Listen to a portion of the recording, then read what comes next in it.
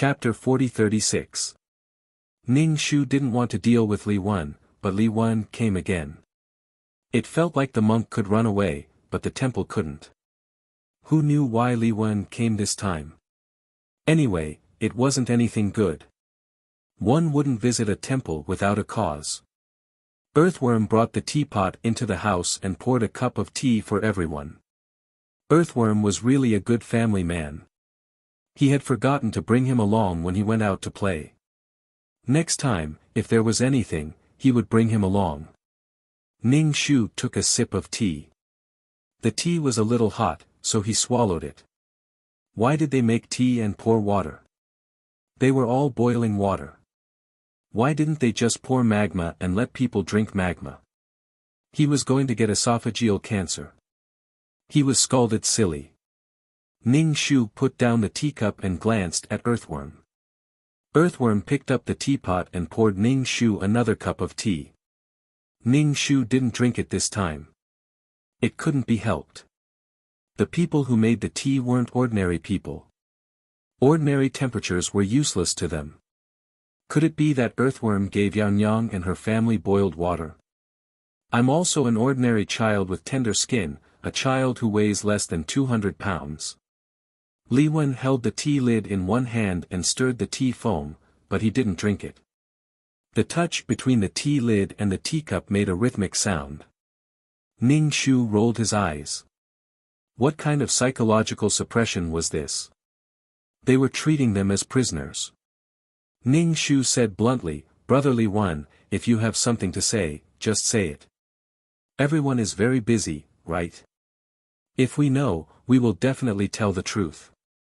Hearing this, Li Wen put down the tea lid and made a crisp sound.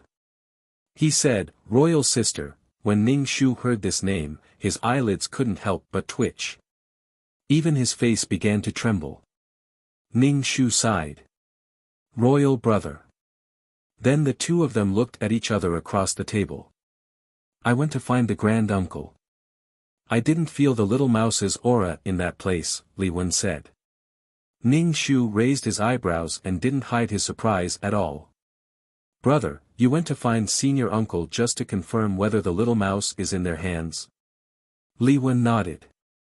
"Firstly, I wanted to test the grand uncle's strength. Secondly, I wanted to know if the little mouse was in their hands. I didn't sense its aura." Ning Shu couldn't help but scratch his head. What did Li Wen mean? When the little mouse was here, he didn't like him at all and ignored him. Now that he was gone, why was he so enthusiastic? People were all so cheap. They didn't cherish something and only knew how to regret it after losing it. Ning Shu asked with a puzzled look, "Wasn't the little mouse killed by granduncle in order to save you? Isn't that what you saw?" Li Wen picked up her teacup and took a sip before putting it down. "But I don't think it's dead." Ning Shu nodded. "It's probably an illusion." "It must be an illusion." Li Wen said, "It seems that I was wrong. I thought it was at least powerful. Senior uncle definitely wouldn't kill it directly. It's still useful."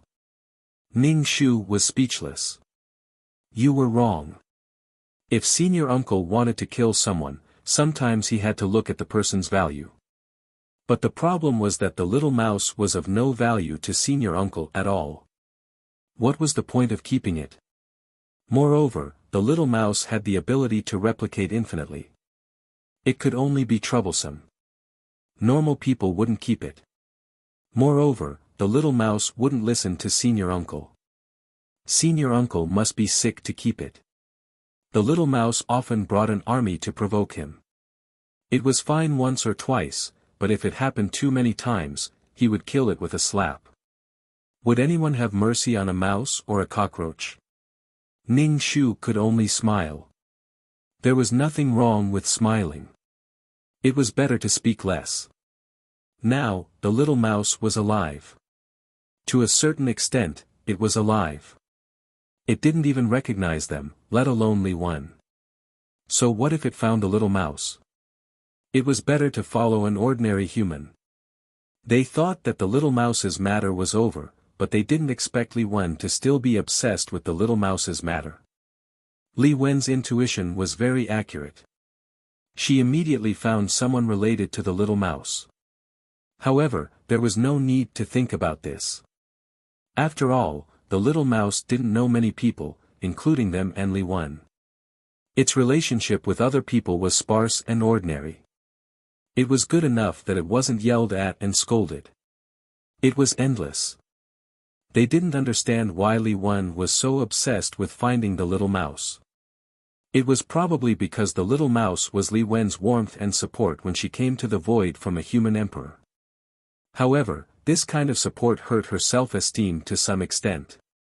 Now that Li Wen had the ability to protect herself and had power, it was normal for her to want this warmth again. It was also possible that she wanted to repay the kindness.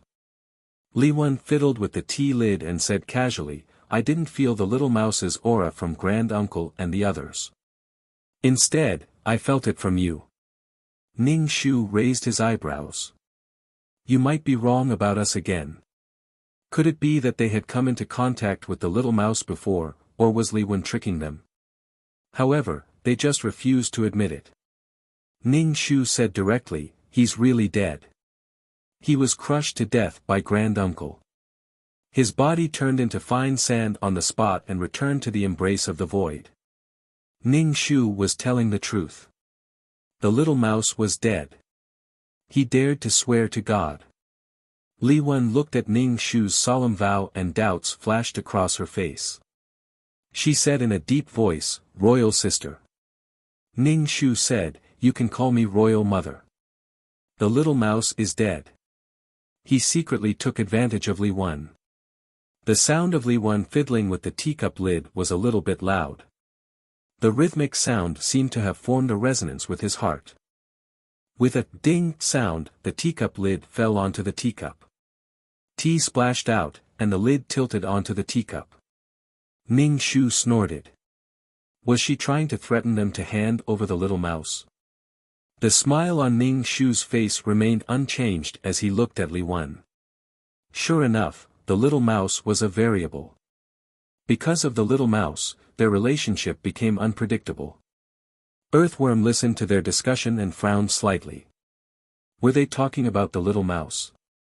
Li Wen noticed Earthworm's expression and said, "Brother, do you have anything to say?" Everyone's eyes focused on Earthworm. Earthworm shook his head. "No, I'm just thinking that this kind of tea doesn't taste good." Li Wen snorted and stood up. She said to Ning Shu, "I believe in my feelings. Royal sister, if there's news about it, remember to inform me. I have people around here. They will pass the news to me." Li Wen had people here. Permanently. Ning Shu had a perfect smile on her face. "Okay, royal brother. If there's news about it, we will inform you. If not, don't hold too much hope. After all, it's already dead." It was dead. Chapter 40-37. As soon as Li Wen left, the pressure in the room relaxed. With Li Wen here, the whole room was like a pressure cooker that deflated. Ning Shu picked up the teacup and poured a cup of tea into his stomach. Only then did he let out a long breath. Fa Tian's expression was very ugly. He said directly, "I regret resurrecting Little Mouse now. If I had known there would be such trouble."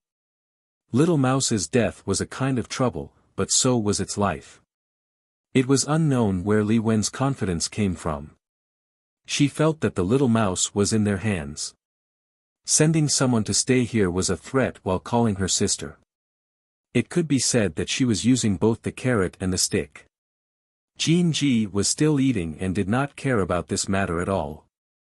Su Wang did not understand the cause and effect. Although he was very curious, he did not ask when he saw that Ning Shu and Fa Tian were unhappy. On the other hand, Earthworm said, "Why hide the news from him? We gave him the news. What he does is his business. Or is there a reason why we have to hide it from him? Besides, I think that Little Mouse is very weak now.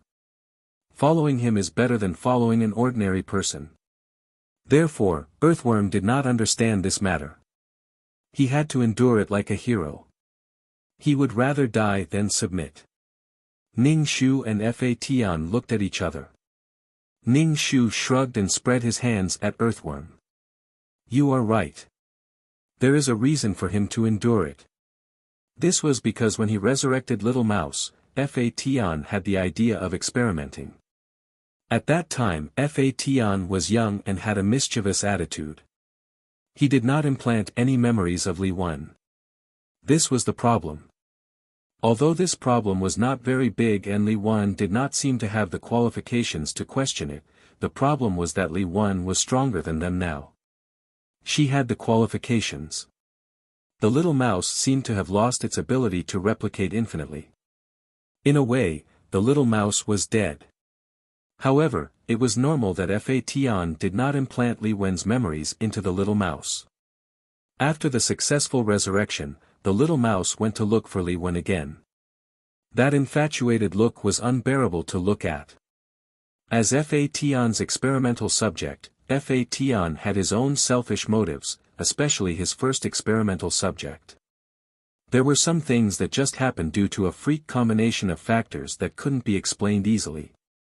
Ning Shu explained this matter to the earthworm, and her mouth was dry. The earthworm was deep in thought and quietly listened to Ning Shu's words.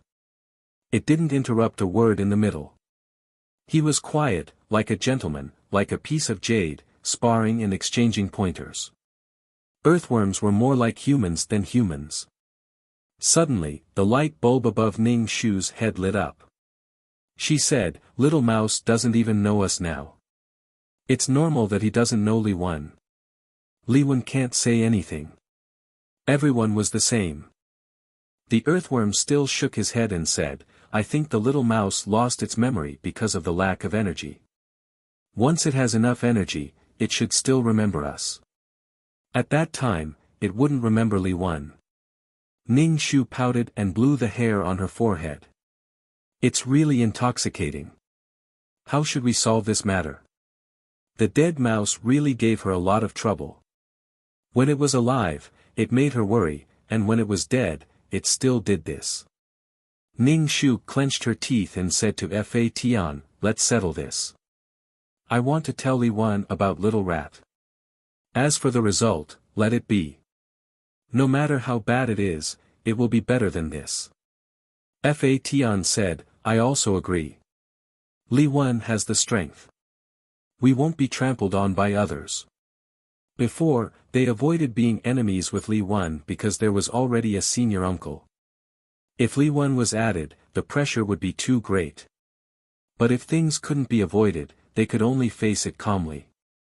The relationship between the little mouse and Li Wen would always be involved. As long as it wasn't solved, there would be more things like today. When the Origin King saw that Ning Shu and Fa Tian were about to leave, he immediately followed. "I want to go too." Ning Shu said, "What are you going to do? What does this have to do with you? You want to get involved in all the fun." The Origin King said, "I don't care. I want to go." Even an earthworm was more qualified than an Origin King, let alone an Origin King. Jin Ji looked at Fa Tian. He didn't speak and just looked at Fa Tian, but his eyes were very pitiful. Fa Tian said, "Stay here and don't run around." Jin Ji almost became a hanger on Fa Tian's leg. Wherever Fa Tian went, Jin Ji would go. The two unreasonable and pitiful children couldn't go with them. Ning Shu found Li Wen's team that was stationed some distance away from the clan and went straight to the point. He wanted to see Li Wen. Ning Shu and Fa Tian were seen by someone. Ning Shu entered a big tent. The decorations inside the tent were very natural and were all things of the void. There were even bird wings and the head of an unknown race. Ning Shu took a glance and looked away. It seemed that Li Wen had conquered many places while she was asleep and had yet to be reborn. A human emperor had such achievements in the void. In any case, Ning Shu had to kneel down and call Li Wen boss. Li Wen looked at Ning Shu gently. Imperial sister, is there any news about it? Li Wen didn't mock and ridicule Ning Shu, saying that there was news so soon or something like that. Firstly, there was no need. Secondly, it would lower his own style. Thirdly, Li Wen might have expected this situation. It was expected. Imperial sister. Anyway, Ning Shu felt a chill all over his body when he heard this name, and his hair stood on end. Ning Shu smiled. Imperial brother, after you left, I thought about it carefully and dug out something about the little mouse from the depths of my memory. I wouldn't have remembered it if you didn't mention it. Li Wen just looked at him quietly. Ning Shu rolled his eyes in his heart and said directly, it's in a small world now, but its situation is a bit special. It doesn't remember anyone. Li Wen stood up and said, then let's go. Ning Shu asked, just the three of us? Do you want to take the others? No, it's not so troublesome to go to a small world. Ning Shu didn't have any objections. He was looking forward to the meeting between Li Wen and the little mouse. He even gloated. Ning Shu took Li Wen to the world tree. This world tree was hers. She thought that it had been annihilated with her, but she didn't expect it to grow well. You can live a good life by relying on yourself. Li Wen asked, is it in a small world like this? Ning Shu corrected her, to be precise, it's in the 9-Palace Mountain in the small world. After entering the small world, this world still hadn't developed much. A group of primitive people still knelt and kowtowed to the Black 9-Palace Mountain, treating it as a miracle. Seeing this scene, Li Wen suddenly said to Ning Shu, do you remember that we once met in a primitive world? Ning Shu was confused. What is this big boss doing? Is he going to reminisce with me? No, I can't keep up. Chapter 40-38. Ning Shu did not want to talk about the past with Li Wen. It was not up to her to talk about the past, nor was there a need for her to talk about it. However, she was a primitive person back then. Did Li Wen recognize her? At this moment, Ning Shu remembered that when he saved Li Wen gave him a jade pendant that could not be eaten but could not be drunk. Li Wen was just casually talking about the past. She changed the topic and asked, is it inside? Ning Shu nodded. Yes, it's inside. The three of them entered the second layer of the 9-Palace Mountain. This time, they were familiar with the way and arrived at the capital city, in front of the house of High Duke. When the servant guarding the door saw Ning Shu, he asked, are you the miracle doctor who came last time? Wait here, I'll go in and report. The servant ran in. Li Wen looked at Ning Shu. Ning Shu said, I must have been here before. Otherwise, how would I know about this place? Back then, the little mouse's condition was not good, so it was sent to this small world. After that, it went missing. I thought it had died. The servant who reported the news came back with a nobleman behind him. It was Chu Rui. His footsteps were a little hurried. On his shoulder was a silver ball of fur the size of a woman's fist. Compared to the last time they met, the little mouse was much more energetic. It was not sleepy. It was full of energy and squatted on Chu Rui's shoulder. It was full of vigor and was very arrogant. Li Wen looked at the little mouse. The little mouse pounced towards them. Li Wen reached out her hand, but the little mouse pounced into Ning Shu's arms. It climbed onto Ning Shu's shoulder and chirped at her. The scene was very awkward. Li Wen silently retracted her hand. She looked at Ning Shu and the little mouse. She realized that the little mouse only interacted with Ning Shu. Moreover, it was chirping and did not speak at all. In the past, the little mouse did not seem to be very smart, but at least it could talk, communicate, and communicate. Now that it was exchanging words like a real mouse, no one could understand it. Even a real mouse might not understand what it was saying. Now, Little Mouse was not really close to Ning Shu, but Little Mouse remembered that Ning Shu gave it something to eat. Li Wen looked at Ning Shu calmly, but his eyes were deep as he waited for Ning Shu's explanation. Chu Rui could feel the undercurrent between the three of them, but he didn't know what was going on. Last time, another man had come with this girl. Now, it was these two men again. However, their appearances were not bad. They were all dragons and phoenixes among men. Their auras were extraordinary. They were not simple characters. Since when did these people appear in the capital city? His health was not good, so he did not have the time to care about these things. Chu Rui said to Ning Shu, "Let's talk inside." Ning Shu grabbed the little mouse from his shoulder and handed it to Chu Rui. Li Wen stared at Ning Shu. Ning Shu said, "We won't go in. We have something to discuss now." Then, the three of them went to the side and whispered to each other. Chu Rui. Although he didn't know what they were doing, he just needed to keep smiling. Li Wen asked calmly, "What's going on? What's going on with him?" Some people were scarier when they were angry than when they were not. Ning Shu sighed, "I forgot to tell you something. Little Mouse doesn't know anyone now. The man just now is Little Mouse's new master." Although Ning Shu appeared to be in pain, when he looked at Li Wen, his entire body was covered in green. Li Wen's expression froze for a moment, but he quickly said, "Since it has a new life, is this a good thing?" Ning Shu was a little doubtful. "Are you telling the truth?" Li Wen changed the topic, "Why did it become like this?" Ning Shu and Fa Tian looked at each other. Fa Tian told Li Wen the truth, including that Little Mouse was dead and that Fa Tian had revived Little Mouse. However, he didn't include the fact that Li Wen's memory was not implanted. Little Mouse was indeed dead. The Little Mouse that was revived had Little Mouse's memory. Because of the loss of power, his IQ was similar to an animal's. Li Wen asked, "Loss of power? Where did his power go?" Ning Shu was about to burst out laughing, but he held it back. He looked at Li Wen and felt that he was even more green. She tried to use a calm and normal tone to say to Li Wen, "Oh, you've seen the Little Mouse's owner. His body is very weak, but he's still okay now. It's the Little Mouse's power that's keeping him alive. In addition, I helped to save him before." Li Wen was speechless. His expression was quite gloomy and dark. He looked at Chu Rui who was standing under the house of High Duke. His gaze finally stopped at the silver ball of fur on Chu Rui's shoulder. "I think the Little Mouse has forgotten the past.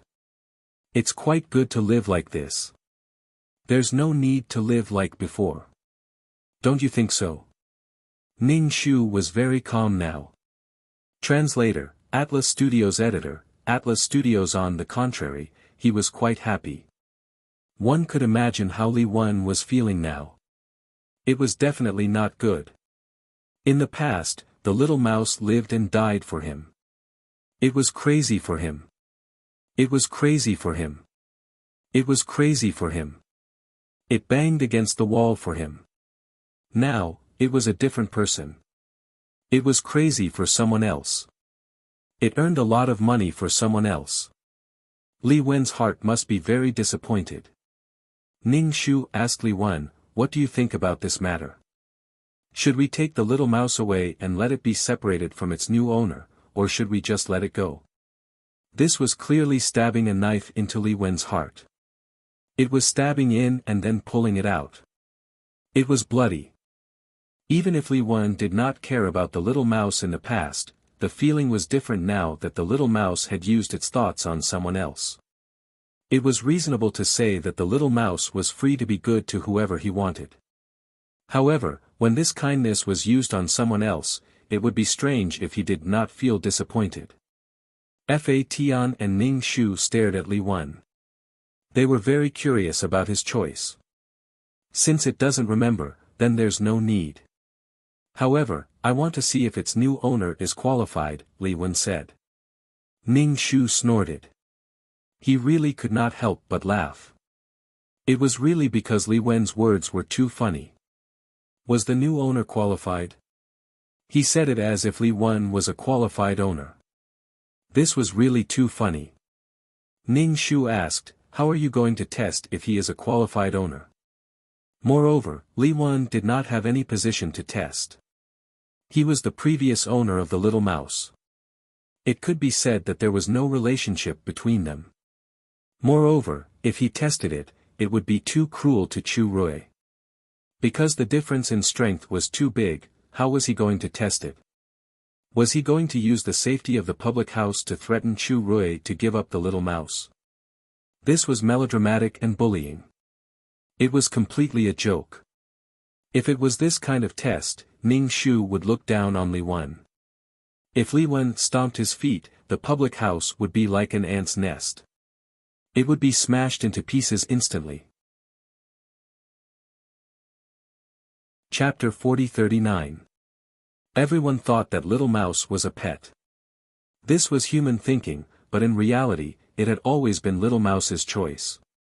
Whether it was Li Wen or Chu Rui, they were all chosen by Little Mouse. The choice had always been in Little Mouse's hands. It was only the human who assumed that it was a fake owner. If it wasn't for Little Mouse, Li Wen wouldn't have such an opportunity and become a successful human emperor. In just a short 100 years, he was buried in the imperial tomb after death and became a name in history books. Translator, _min_editor, _min_min_min_min_ what qualified owner? If there was a qualified owner, Little Mouse was definitely a qualified owner. It worked hard for its pet. It was definitely a pet slave. Ning Shu's inner complaints filled the screen, but he said calmly, Chu Rui's body is very weak. It can be said that he has to pant for half an hour after taking a step. If you say something stimulating, it can make him faint. Do you want to test it like this? Let him go through a mountain of swords and a sea of fire for Little Mouse. I'm afraid he can't do it. When Li Wen heard Ning Shu's words, she was in a difficult position. She thought for a while and said, I'll think about it again. However, his body is so weak. It seems that he will die young. Ning Shu showed a fake smile and said, you don't have to worry too much about this. With Little Mouse's strength, he should be able to live until he's 50 or 60 years old. It's very profitable. Fa Tian looked at Ning Shu. At this time, she was still fanning the flames. What was she trying to do? Anyway, Fa Tian didn't want to care about this matter. It would be better to solve it as soon as possible. One thing, Little Mouse. He didn't expect him to repay the favor of saving his life. She was still fanning the flames. She wasn't afraid of things getting out of hand, but she wasn't afraid that the flames would spread to her. Li Wen said, the most important thing now is to recover his strength. After he recovers his strength, he should be able to recover his memory. Ning Shu, Fa Tian simply wanted to facepalm. Look, the fire was now on him. Little Rat had recovered his strength and his memory, but the only thing he couldn't remember was Li Wen. Wasn't this strange? Wasn't this exciting? Wasn't this surprising? Ning Shu smacked his lips. Do you want the Little Mouse to regain his memory and let him choose for himself? Was Li Wen sure that Little Mouse would choose him in the end? However, there is one more thing that I need to remind you of. Fa Tian encountered a small accident when he was reviving Little Mouse. Because it was the first time he was revived, Little Mouse lost his memory. The Little Mouse remembers us because it knows us after it was resurrected. In order to cover up this matter, I was under too much pressure. It was too difficult for me. Li Wen was expressionless. Is there anything else? Ning Shu thought about it carefully. I don't think so. Have you decided to restore his strength? What could Li Wen do? Whether it was now or after he regained his strength and memory, there was no one like him. Who was Li Wen? He was the king of the human world. After so many years in the void, he had seen everything. In that case, forget it, Li Wen said indifferently. Since he has chosen someone else, so be it. Li Wen walked towards Chu Rui. Ning Shu and Fa Tian followed. Li Wen looked at the little mouse on Chu Rui's shoulder and said to Chu Rui, "Can you let me see it?"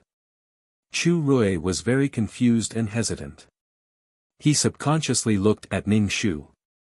After all, Ning Shu had saved him and the silver mouse. He shouldn't be a bad person. Whether he was a bad person or not was secondary. What was more important was that he didn't have any bad intentions. Ning Shu just nodded and didn't say anything else. Although Chu Rui was confused, he still grabbed the little mouse on his shoulder and handed it to Li Wen. The little mouse in his hand was twittering and struggling. The closer it got to Chu Rui, the more it struggled. Although the little mouse didn't have a brain, its intuition was still there. It could sense danger. The little mouse didn't have any memories of Li Wen. As for its physical memory, the little mouse's body had already turned to ashes. Everything in the past had disappeared. To the little mouse, Li Wen was now a powerful and dangerous person. If it was held in the hands of such a person, wouldn't it be giving its life to the other party? The little mouse struggled fiercely. When Li Wen saw this, disappointment flashed in his eyes. He completely gave up. The little mouse's fate with him was over. Li Wen didn't take it. He just said, "No need. Let's leave it." Chu Rui couldn't wait and immediately withdrew his hand. The little mouse still had lingering fear. It crawled into Chu Rui's arms. The more Li Wen stared at it, the more it trembled. Li Wen's disappointment was beyond words. He didn't know why he was disappointed. Li Wen took out some crystals and gave them to Chu Rui. "Let him eat this. It'll be better for his body." Chu Rui was moved to tears. What kind of good people were they? They were so good to the little mouse. Waves of people came to visit him. The little mouse smelled the energy. It poked its head out from Chu Rui's collar and stared at the crystals while drooling. Chu Rui took the crystals and gave one to the little mouse. The little mouse grabbed the crystal with its two front paws and started chewing it. Li Wen looked at the little mouse for a while, then turned and left. His back view looked relaxed and lonely. Probably because he saw that the little mouse was alive and well, the burden on his body disappeared. It was actually a kind of burden to bear, the burden of a very heavy friendship. Loneliness was probably because no one would treat him well without any selfishness. This kindness was given to others. Disappointment and loneliness were definitely there. They came in a hurry and left without saying much. Chu Rui was a little dumbfounded. Why were these people so weird? He didn't understand at all. Ning Shu heaved a long sigh of relief. "Oh my, you're finally in the past. This damn rat was always causing trouble for others." Ning Shu caught the little mouse. Chu Rui sighed. The little mouse was caught off guard and even dropped its crystal. Ning Shu held the little mouse's tail and shook it. "Look at your stupid face. Live well in the future. Don't cause any trouble. I won't care about you anymore." It was too annoying. Ning Shu threw the little mouse to Chu Rui. Chu Rui caught the little mouse in a hurry. Ning Shu said to Chu Rui, "Take good care of it. It gave you your life." "What do you mean?" Chu Rui asked. Ning Shu shrugged. "I improved your body because of it. Don't look down on it just because it's a rat." Chu Rui smiled sincerely. "I'll definitely treat it well."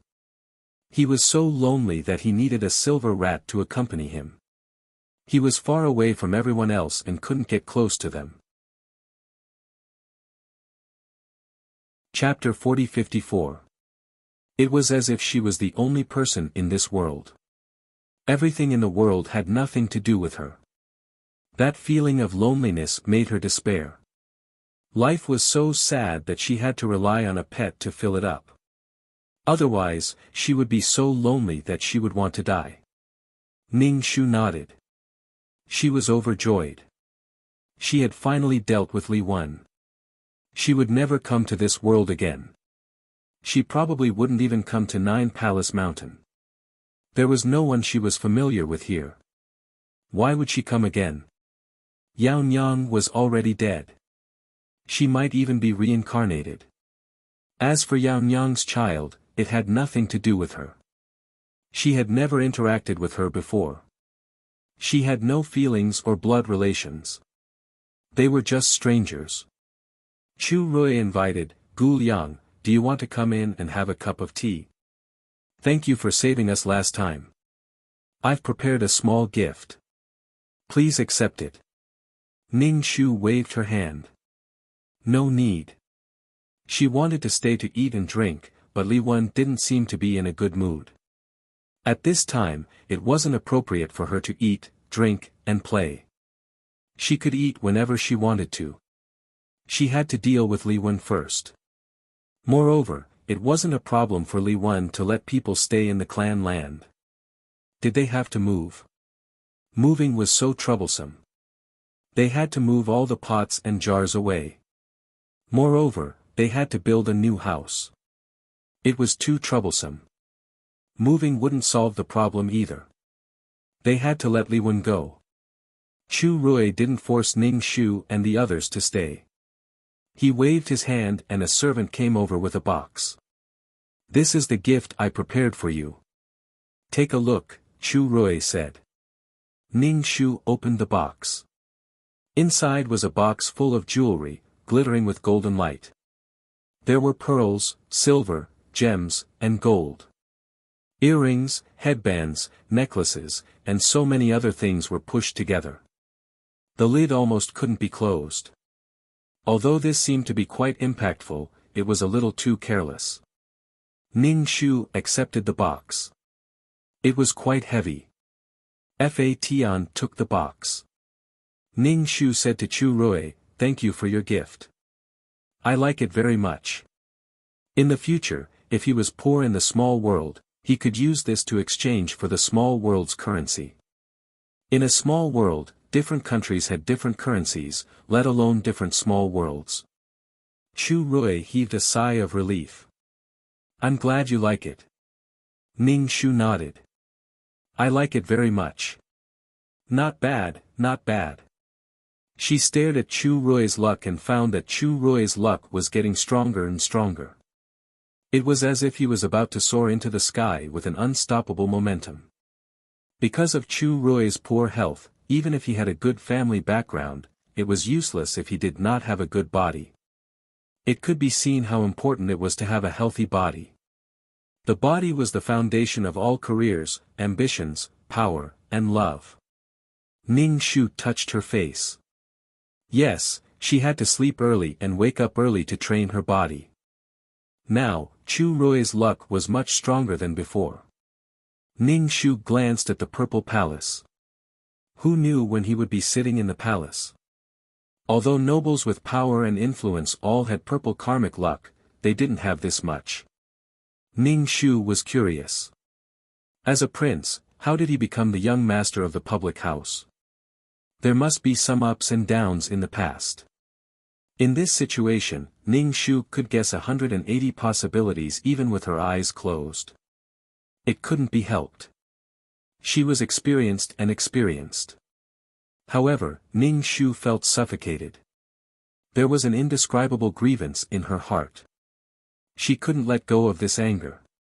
Ning Shu thought for a while and grabbed the little mouse. The little mouse's energy body fell again. She threw the little mouse on the ground and stepped on the little mouse crazily.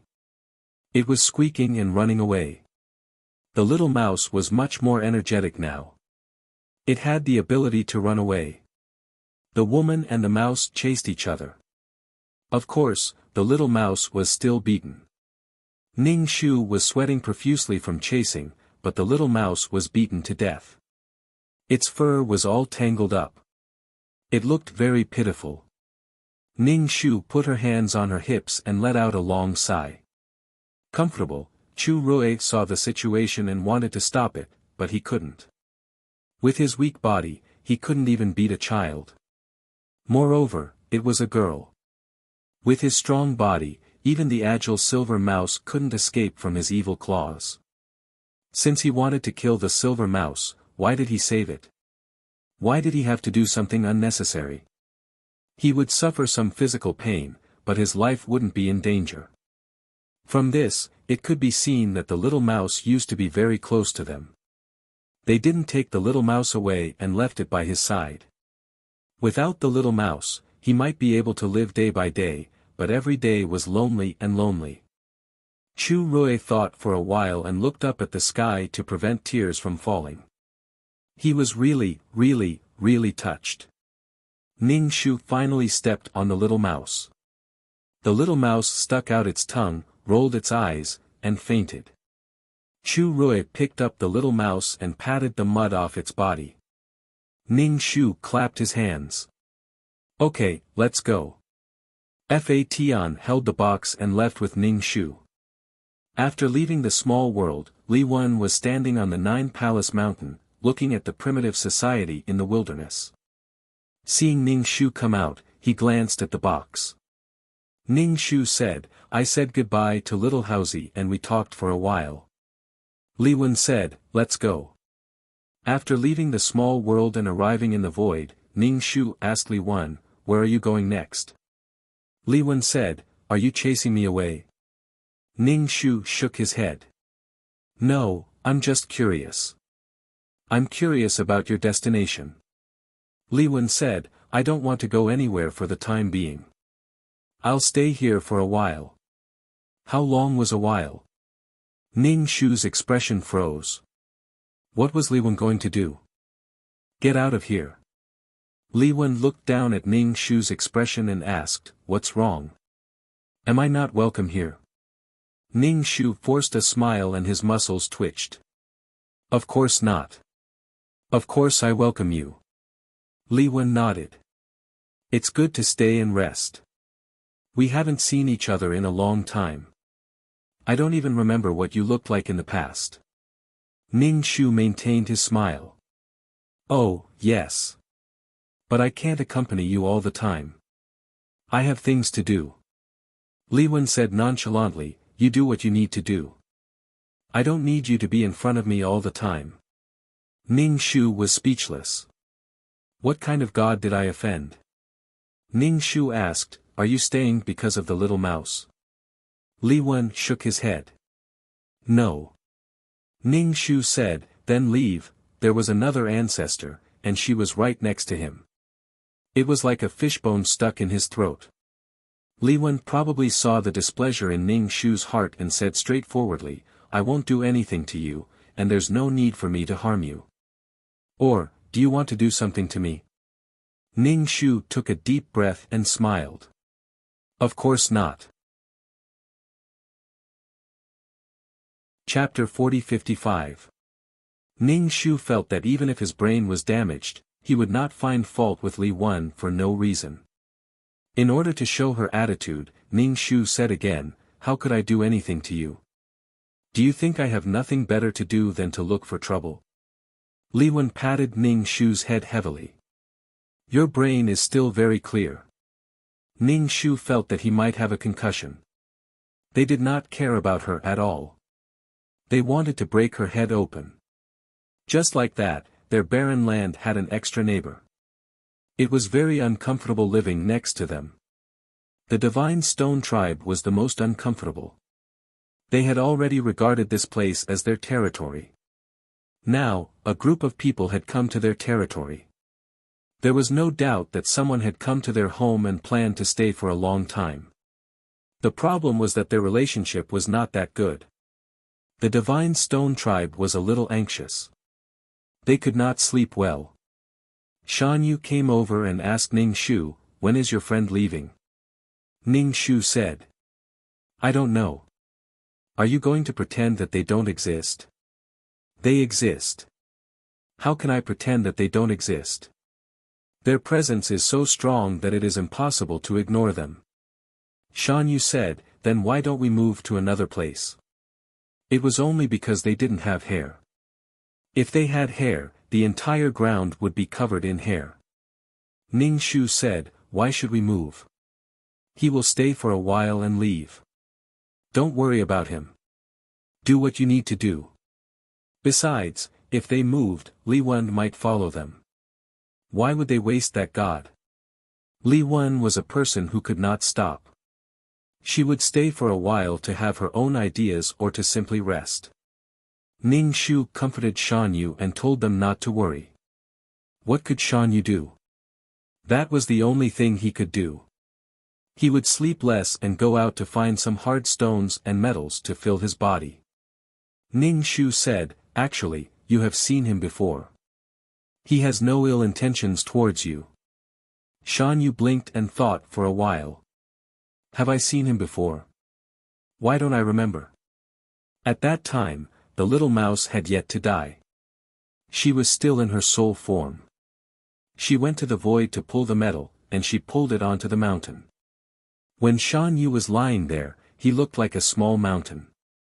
Trees were growing out of his body. When it came to him, Shan Yu did not make things difficult for them. Li Wen and Shan Yu didn't have any conflicts of interest, so he wouldn't start a fight with the Divine Stone clan for no reason. Fighting had its costs, but it wasn't certain if he could recoup the cost. It was possible to make a huge profit, but it was also possible to lose everything, even their lives. Shan Yu didn't care so much about his neighbors. After being anxious for a while, he was able to calm down. Then, the Divine Stone clan went back to sleep. The Origin King asked, "When will you go to the Holy Land again?" This time, he had already prepared his energy form, so he wanted to know what they had done before. He had to know that something good must have happened.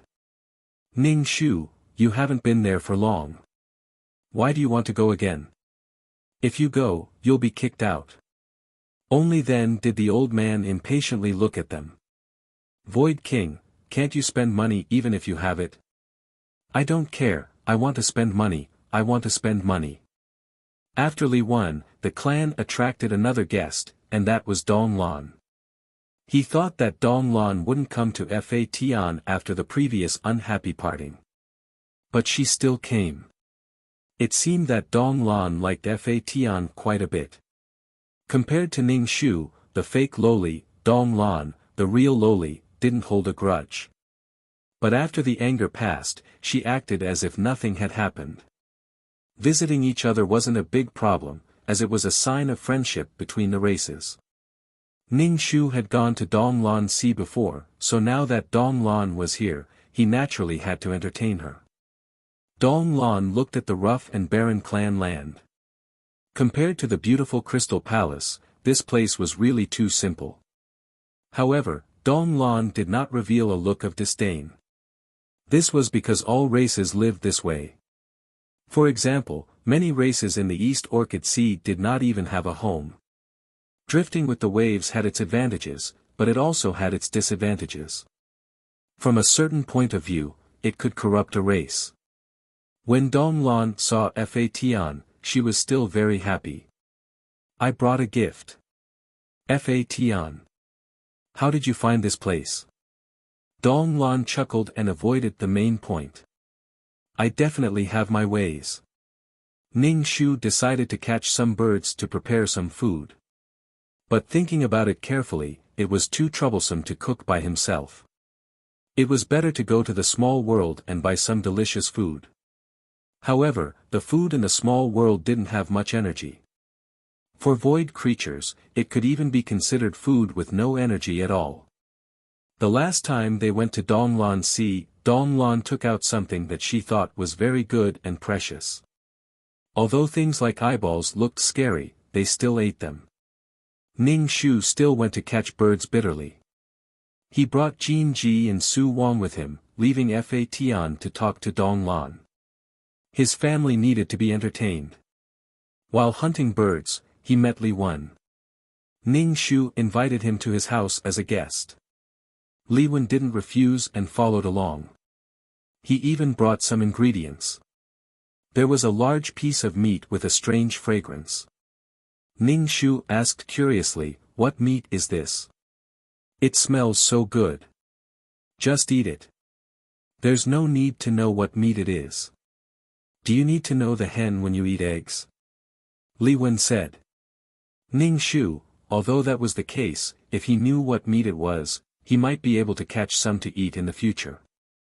Fortunately, the good wife and Mother Earthworm was there and helped cook a table of dishes. Earthworm had lived in the human world for a long time and was very good at cooking. Humans could evolve to the head of all creatures because they mastered cooking.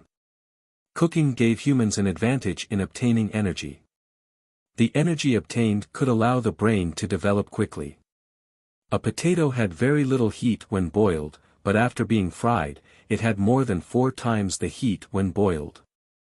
The Crystal Palace was very beautiful, but when it came to food, Dong Lan's race was still very rough.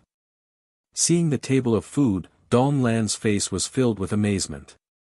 Previously, there was a little sister with a soul body who made pretty good food. I thought it was already very good, but it turned out that there was something even better. Ning Shu, it was the soul body chef from before. She didn't work for long in the cub shelter before she died. It was hard for Dong Lan to still remember her. He remembered that Fa Tian used to love sweet things, but now, he didn't seem to have a special preference for sweet things. Did he hide his hobby? Fa Tian had his own thoughts, and Ning Shu couldn't be bothered. They were partners who protected each other's interests as long as they worked together. Ning Shu would eat whenever he saw something delicious. Sometimes, eating really made him happy. Fa Tian didn't understand. Why was Ning Shu looking at him with a motherly gaze? What's wrong? Chapter 40-56. Shan Yu did not join in the fun. He was too big, and the entire house was not even his size. The 6 of them filled the small table to the brim. Ning Shu felt that he should buy a bigger table. Perhaps there would be more and more guests in the future. In the future, he would come into contact with more and more races. Other than races like the Netherworld race, which he could not contact and communicate with, the other races were still intelligent. His life in the future would definitely be colorful. Translator, Henyi Translations Editor, Henyi Translations. The meat that Li Wen brought over was really easy to return. After being cooked by the earthworm, the meat was simply delicious. The taste of bird meat was also not bad, but compared to this meat, it was not as fragrant. Dong Lan ate very contentedly. She did not know how to use chopsticks, so she used a spoon and fork the entire time. Li Wen also ate a lot, but he ate very reservedly. At least, he did not wolf down the food like Dong Lan, but he ate a lot. After eating, he felt sleepy. The earthworm consciously began to clean up the leftovers on the table. Ning Shu was curious. How did the earthworm develop such awareness? What did it experience in the small world? He could not help but look at the earthworm. However, Li Wen did not ask any more questions. Ning Shu cleaned up with the earthworm. It did not make sense for the earthworm to help cook and still clean up these things. After entering the kitchen, Ning Shu asked, "Why are you so familiar with this?" The earthworm said expressionlessly, "What do you think?" Ning Shu was instantly speechless. Ning Shu changed the topic. "How is it in the void? Can you adapt?" The earthworm shook his head. "Not very. The creatures here are very strong. I don't think I can beat the pressure on the birds that I brought back." The earthworm was very powerful in the small world because the ordinary creatures in the small world were not strong. In contrast, the earthworm was stronger. But in the void, Ning Shu did not know how to solve this problem. He could only ask, "What are your plans?" He did not know if he could absorb energy and become strong enough to gain a foothold in the void. In the void, even an earthworm wouldn't be able to take a single step out of the clan grounds. Just like her in the past, as a spirit body, the void was extremely dangerous. Everything in the void was a threat to her life. The earthworm asked, "Do you still remember a person?" He stared at Ning Shu. Ning Shu's eyelids twitched. "Who are you talking about? If you want me to snipe blindly, even a ghost wouldn't be able to guess who you are talking about." Ning Shu was silent for a long time. Earthworm looked at Ning Shu with condemnation in his eyes, as if he was a heartless scumbag, which made people feel very worried. Ning Shu racked his brains, and a look of realization appeared on his face. I remember, of course I remember. How could I forget? Earthworm's face looked better. He nodded and said, I want to see him. I don't know if he's still alive. Ning Shu's expression stiffened. Who are you talking about? Why are you still trying to get to the bottom of this? Ning Shu tried hard to search through his memories and dug out some dusty memories. He finally remembered the person who was related to the earthworm, Liren. With such an ancient name, Ning Shu really couldn't guarantee that he was still alive. After all, she had been asleep for a long time. Was Liren obliterated for violating the rules in the organization? After all, she was someone who had been obliterated several times. With Liren's temper, Ning Shu felt that he might not be around anymore. Earthworm looked at Ning Shu. Ning Shu said tactfully, I don't know about his situation. It wouldn't be good if I didn't tell you. There was no need to mention the hardships and trials involved in climbing up from the bottom of the organization. Because he knew, Ning Shu felt that Liren might not be around anymore. Earthworm's hand that was washing the dishes paused. He then continued washing and asked, haven't you seen it? Ning Shu said, I can't go back to that place. There are too many things. If I go back, it's no different from walking into a trap. I'll die. Without absolute strength, I won't go to that place. Earthworm didn't pester him endlessly. He just sighed. It would be good to know his current situation. Whether he's alive or dead, there will be news. Ning Shu felt that this topic couldn't be continued. He could only end it. There will be news. Come to my room later. Earthworm looked at Ning Shu suspiciously. What are you going to do? I'm just a little girl. Why are you on guard? What can I do to you? Ning Shu wanted to jump up and smash his head. Ning Shu said unhappily, just come. After cleaning up the kitchen, he came to the hall. Dong Lan was talking to Fa Tian. When she saw Ning Shu, she said, although the elders of the clan don't want Fa Tian to join the clan, my original intention is to form an alliance. In this case, if they wanted to establish diplomatic relations, then so be it. Moreover, they didn't need to give anything in return. Ning Shu said, I have no objections. Even if they were allies, they didn't necessarily need to help each other. Fa Tian said, I have no objections. It was equivalent to making a friend. Moreover, it was the kind of friendship between gentlemen. There was no need to become enemies. In Li Wen's view, this scene was completely like children playing house. It was all based on their preferences. A little girl could represent their clan to form an alliance. After drinking the digestive tea, Li Wen left. Before he left, he said to Ning Shu, I still have a lot of meat. If you want to eat, come and move it. Okay, thank you, brother. Ning Shu really liked to eat that meat. It was very fragrant and full of energy. He felt that he could grow to 2.8 meters if he ate it. Dong Lan said to Fa Tian, I want to take a look at your clan's land. Fa Tian stood up, grabbed Jin Ji, who was eating, and said to Dong Lan, okay, I'll take you around. Probably in order to prevent the two of them from being alone, he put Jin Ji on. Dong Lan didn't feel unhappy. Fa Tian followed Ning Shu, and his thoughts were a little mixed with humans. He felt that a man and a woman should avoid arousing suspicion. Even if Dong Lan didn't have any feelings for him at all, the void creatures didn't need to reproduce. They didn't give birth to an accessory for reproduction. Love. With love, they could reproduce. Without love, they could also reproduce. However, the void creatures had directly cut off the foundation of love from the very beginning. Dong Lan happily followed Fa Tian to visit the clan's land. Ning Shu said to the earthworm, come to my room. The Origin King immediately looked at the two of them warily. He stood up and asked, "Why are we going to your room? What do you want? Why are you everywhere?" Ning Shu said directly, "It's none of your business. If you eat too much, go to sleep." The Origin King said, "I want to know." As he spoke, he took out a fist-sized bag and shook it. Ning Shu rolled his eyes and walked over to take the bag. He said, "You can come too." Anyway, it wasn't a secret. He could even earn some energy. It would be a waste if he didn't take it.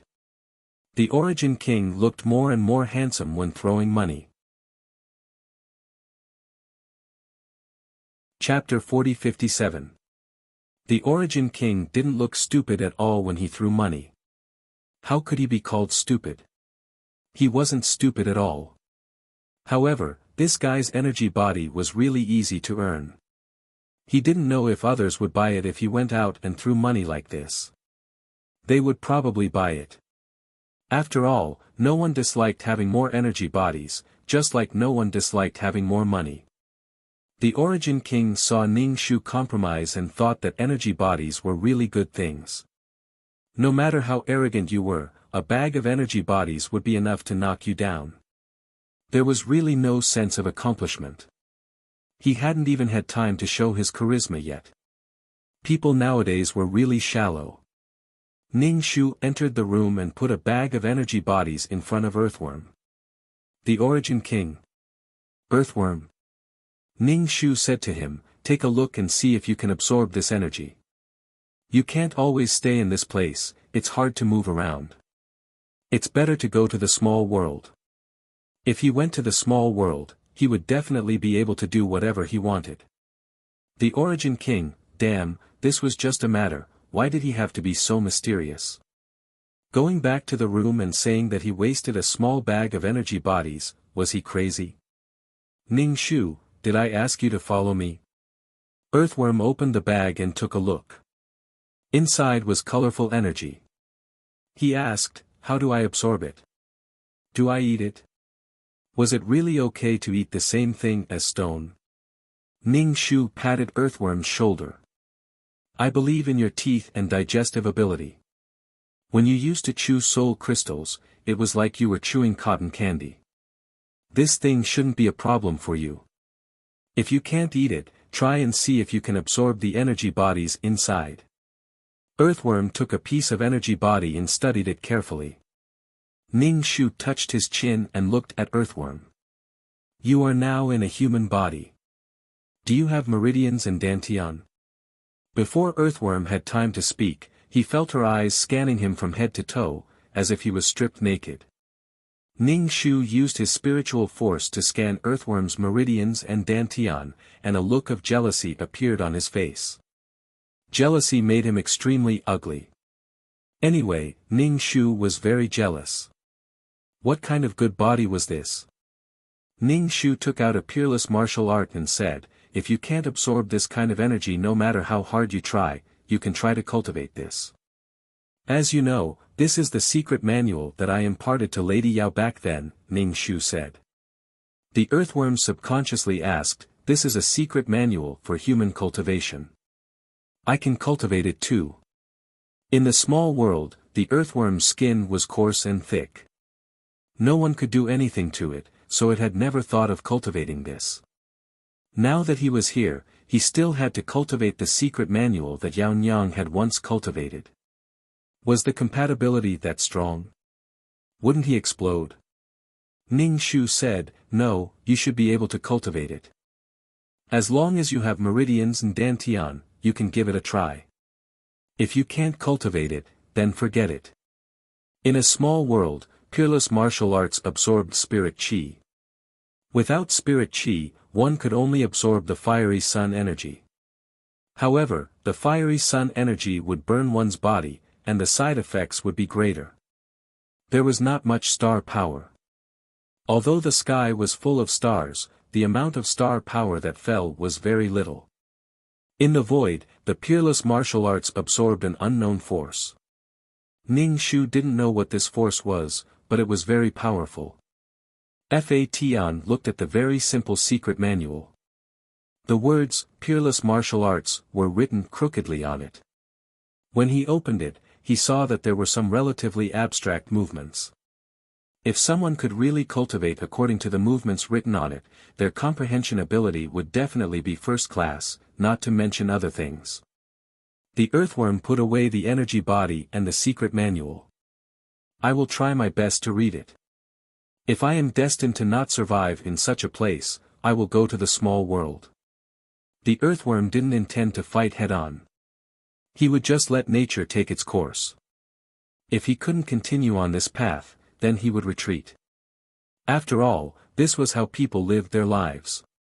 It was the same everywhere. Ning Shu felt that this was also a path. The earthworm was really Buddhist now. It didn't fight for anything, didn't force anything, and just let nature take its course. It was already lacking in core competitiveness. It seemed that there was no competition, no natural enemies, no oppression, and no danger in the small world. Translator, Henyi Translations Editor, Henyi Translations in short, this was also very good. No one wanted to live like a roller coaster every day. How tiring would that be? Being carefree was very good. In any case, Ning Shu's final goal was to be carefree. The earthworm had such a life ahead of time. The Origin King saw the earthworm take the energy body again. What kind of secret manual was it? He didn't have anything and had to pay a bag of energy bodies. No matter how he looked at it, he felt like he was losing out. He stood up and said, "I also want that secret manual." Ning Shu glanced at the Origin King and took out another secret manual and handed it to him. It was still as ugly as ever. The Origin King suddenly felt disgusted. When he didn't get it, he wanted it, but when he got it, he felt disgusted. But even so, he had to take it. It didn't make sense that others had it but he didn't. This was unfair. What others had, he had to have. Ning Shu felt that the Origin King's problem was really not shallow, but seeing that he had given him a bag of energy bodies and didn't have to give it to the earthworm from his own pocket, he endured it. She had used money to buy a peerless martial art. If the Origin King really cultivated something, it would increase the power of faith for the peerless martial art. No matter how he looked at it, it was a profitable business. Ning Shu decided that in the future, he would have a better attitude towards this kind of spendthrift, no, this kind of financial backer. The Origin King looked at the peerless martial art over and over again and finally asked, "What is this? Can this really work? Won't I suffer from cultivation deviation?" Although Ning Shu repeatedly said that he had to have a good attitude towards his financial backer, he couldn't help but say, "You can choose not to cultivate it." The Origin King, "If I don't cultivate it, what would I do with this thing?" Ning Shu, "You can just think of it as buying a book to read." The Origin King wanted to say that this book was too eye-catching, but in the end, he didn't argue with Ning Shu. He was afraid that she wouldn't take him anywhere in the future. This little brat was fat, short, and narrow-minded. The earthworm returned to his room to study the things he got. If he didn't find anything, he wouldn't be in the mood to pay attention to Ning Shu and the others. Fatan, Jin Ji, and Dong Lan had not returned from visiting the clan's land. There was nothing to visit in such a barren place, and there were stinky swamps everywhere. Shan Yu began to worry again. Seeing that Ning Shu had finished her work, he asked her, "Why is our clan's land getting more and more lively? How can we sleep?" Before they were adopted, their clan's land had never been visited by anyone. It was quiet and peaceful. They slept in their own clan's land every day without being disturbed by outsiders. How comfortable was that? The Divine Stone clan was very introverted. They didn't want to interact with other clans, nor did they want other clans to disturb them. Ning Shu thought about it carefully. Indeed, they shouldn't disturb the Divine Stone clan, so she suggested, "Why don't we move? You move, we stay here." Chapter 40-58 We're moving. How can you stay here? Shan Yu refused without hesitation. If they moved away, it would be too dangerous to leave a few cubs here. With their Divine Stone clan here, not to mention whether or not they would be of any help, their huge size was still a bonus. Ning Shu said, I'm not asking you to move far away, just a mountain or two away. You'll arrive in the blink of an eye, and our matters here won't disturb you. Hearing this, Shan Yu reluctantly accepted. After a long time, he began to regard these cubs as his own clan members. Especially these fragile cubs, he had an even greater responsibility to watch them grow up. Shan Yu hammered his own chest, hating himself for having such a sense of responsibility. Shan Yu went out with Ning Shu to find a suitable place to sleep, and it couldn't be too far from here. The Origin King popped up again. Where are you going? Ning Shu, to find our clan's land. The Origin King, I want to go too. He had never experienced something like finding a clan's land before, so he had to go. Ning Shu didn't refuse, allowing the Origin King to follow him. Shan Yu rarely had contact with the Origin King, so he stared at him and asked, Are you also alone? Don't you have any clansmen? The Origin King wanted to say it was none of his business, but the other party was big and gave him a sense of security. Thinking that he had no foundation in the void, there was no need to offend him. After coming to the void, he was taught a lesson. Yes, I'm also alone. Saying so, he took out a small bag of energy bodies. Shan Yu glanced at the energy bodies and said, Put these things away, don't lose them. Then, he no longer cared about the energy bodies. The Origin King was dumbfounded, his whole body filled with doubts. He was holding an energy body in his hand, originally wanting to use this thing to win over this big guy. Even if he couldn't win over this big guy's clansmen, he could at least ask for help in the future. Why did he end this topic so calmly? Ning Shu almost laughed to death in his heart. Energy bodies were something most races liked, but not all races liked them. For the Divine Stone clan, it would be better to give them a piece of stick stone than to give them an energy body that they couldn't absorb. Nothing could make the Divine Stone clan happier than this. Ning Shu looked at him and said, Do you still want this? If not, give it to me. No way, I can't let her off so easily. Damn girl, put it away. The Origin King thought that choosing a clan's land was a very serious matter, but he saw the wretched girl and the big fellow wander around for a while before casually choosing a canyon. Ning Shu, I think this place is good. There's a water source. Mountain, not bad, it's close to you. Void King, that's it. The Origin King looked at the overgrown canyon, where there was a shallow waterfall and a small river. What kind of good place was this? It couldn't even compare to 1,000th of his abyss. His abyss had food, water, and vitality. If the spring eye was still there, the abyss would always be nourished by the spring eye. This was how a clan's land should look like. What kind of clan's land was this?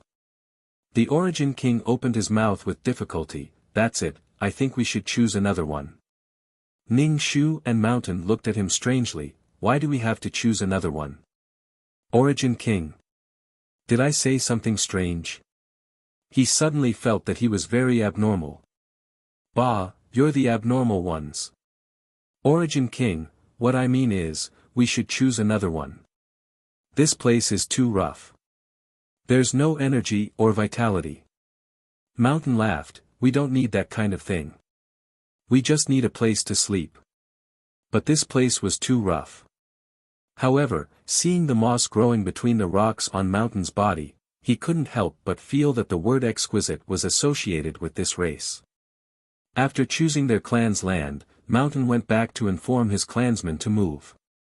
The clansmen moved without any objection, and several of them even asked Ning Shu if they wanted to move. Mountain explained to his clansmen and they all set off towards their new clan's land. The Origin King looked at these lazy, obedient, and gentle people who didn't seem to think at all. He couldn't help but wonder why such a race hadn't been captured as slaves by other races. The Origin King followed Ning Shu to many small worlds and knew some things about them. When Fa Tian came back, Ning Shu asked, "I saw the Divine Stone race leave. Did something happen?" "They moved. They're just a mountain away from us." Fa Tian nodded and said to Dong Lan, "When are you leaving? Aren't you going back to the cub?" Dong Lan said, "I don't want to go back yet. The cub is only so big. I've been to every place in the cub. It's boring." Dong Lan rolled her eyes and asked, "Are you still going back to the cub?" "Fa Tian, have you ever seen a cub as big as me in the cub?" Dong Lan looked at Jin Ji, who was eating without stopping. "He's so small.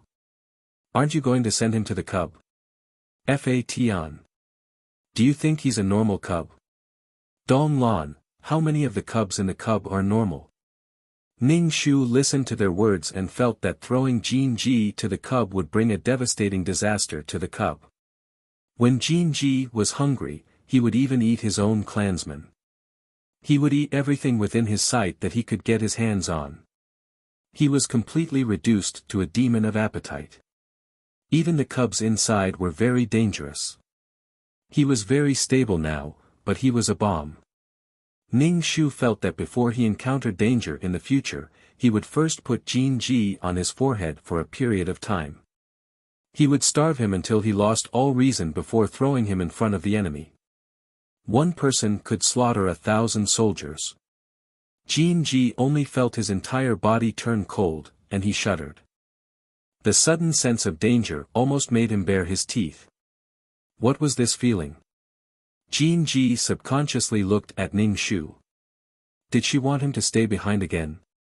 Dong Lan felt that it was more interesting to stay with this group of people. She really didn't want to go to the cub. It was very tiring to interact with those naughty children who crawled around and played every day. She suddenly understood why Fa Tian couldn't stay in the cub. She told the elders in her family that she didn't want to go to the cub. Her race insisted that she stay on land for a period of time and didn't have to do anything. It was good for her to adapt to life on land. Why did she have to adapt to life on land? She preferred to live in the sea. But not long after she returned, she would be chased away by her race. The leader even set a fixed time for her to return to her race.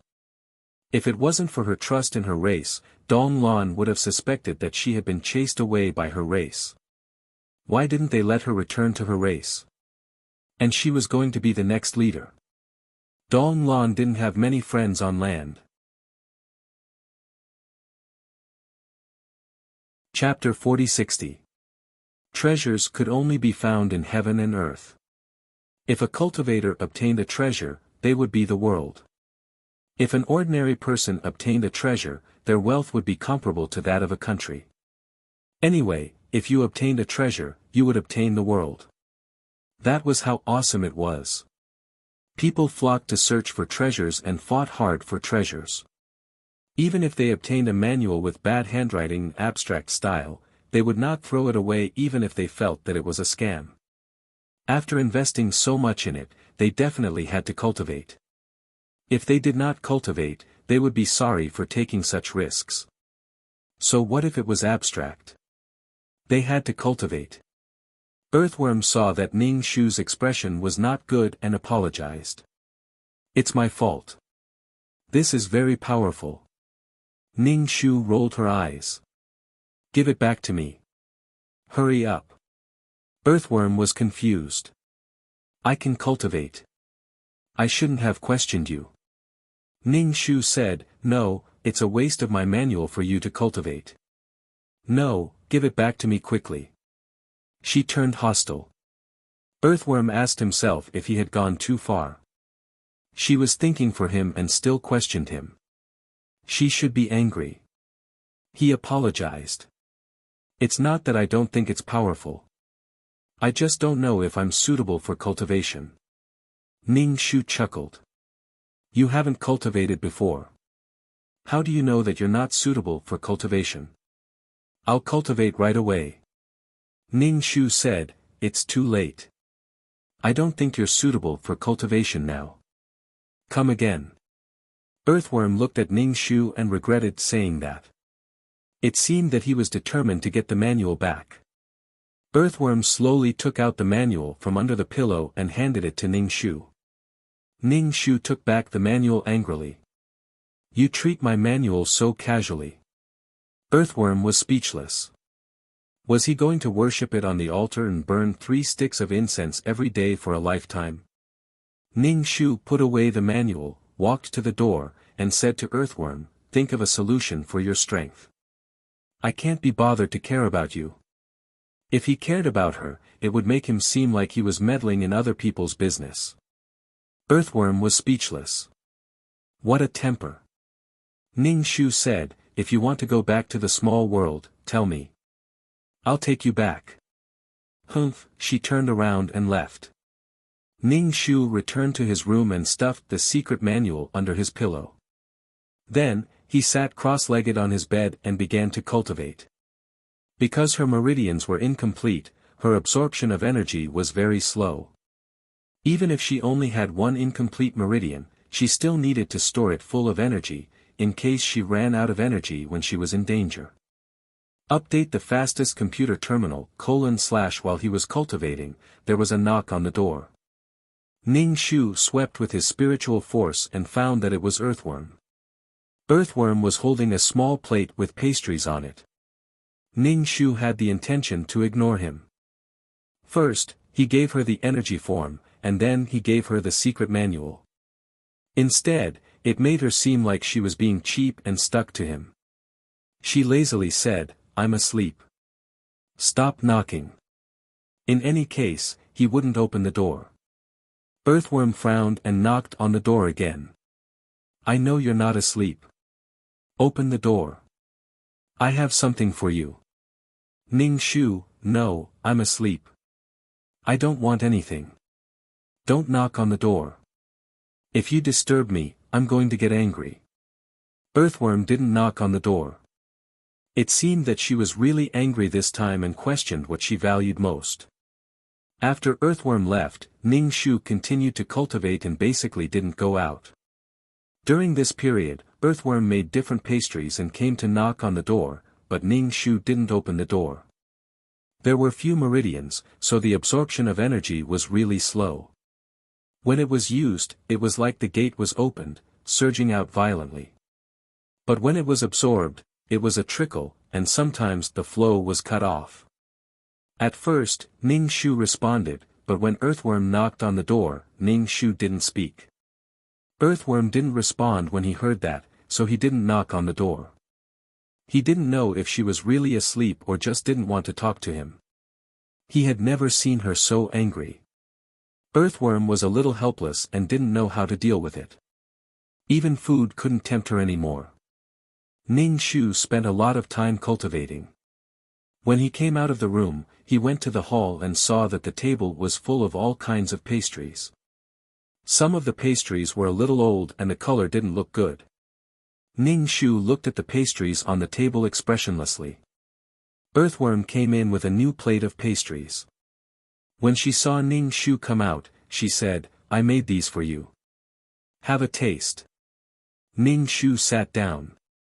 How did you know how to make these? I learned it. Those children all like the pastries I made, Earthworm said. Ning Shu said, oh, and picked up a pastry to taste. Even if you made pastries for me, I'm still very angry. Earthworm apologized. Yes, I said something wrong. You should be angry. Ning Shu said, you should question it, but I don't intend to give this to you. She was still angry. Earthworm was a little helpless and said to Ning Shu seriously, I really want to cultivate that secret manual. I want it so much that my heart hurts. Ning Shu smiled. Then you can continue to feel the pain. Ning Shu finished a pastry and stopped eating. I'm on a diet now. Don't give me this kind of thing. That's all. Earthworm, Ning Shu went out. Earthworm asked, where are you going? Ning Shu turned around and said, I'm in a bad mood. I'm going out for a walk. Earthworm, Ning Shu got some swamp mud and smeared it on his body. Then he jumped into the Nether River and prepared to fish for some Nether River stones. This time, he was at the downstream of the Nether River. He couldn't be in the same place. He repeatedly smeared mud on his body. Since he was occupying this river, he had to get the good stuff out. The Divine Stone race couldn't go down the river. They definitely wouldn't go down the river. They could only find other stones and metals to maintain their lives. But nothing was more suitable for the Divine Stone race than the Nether River stones. Ning Shu's body was red from the scalding heat. She carried the Styx River stones and went back. She didn't find many, but it was better than nothing. Even mosquito legs were meat. When he got home, Earthworm carried a plate of green things and said to Ning Shu, "Don't you want to lose weight? This is healthy and can help you lose weight." Ning Shu said, "I want to lose weight, but I don't eat grass." "Don't bother. I'm not angry." Earthworm heaved a sigh of relief. "It's good that you're not angry." Ning Shu said, "I won't give you the secret manual because you're not suitable for it. This has nothing to do with me being angry. If I'm angry, I won't give it to you. If I'm not angry, I won't give it to you." Earthworm. "So, are you angry or not?" Earthworm had a headache. He was about to break down. If he had known this would happen, he would have slapped himself for saying such things. Ning Shu sent the Nether River stones to the mountain. Earthworm asked helplessly, "Where are you going?" She didn't stop. Ning Shu said, "I'm looking for the Divine Stone race." Earthworm, "Damn, it's so awkward now. So awkward that my scalp is numb." Ning Shu snorted and left. Earthworm, "So, she's still angry." She said she wasn't angry, but she was more angry than anything. Why were girls like this? Yao Nyang was like this, and this girl was like this. Chapter 4061. Mountain saw Ning Shu and waved at her. "Come here, I'll show you a big treasure." "Big treasure? What kind of treasure?" Ning Shu walked over and asked, "What is it?" "I have a big treasure for you too."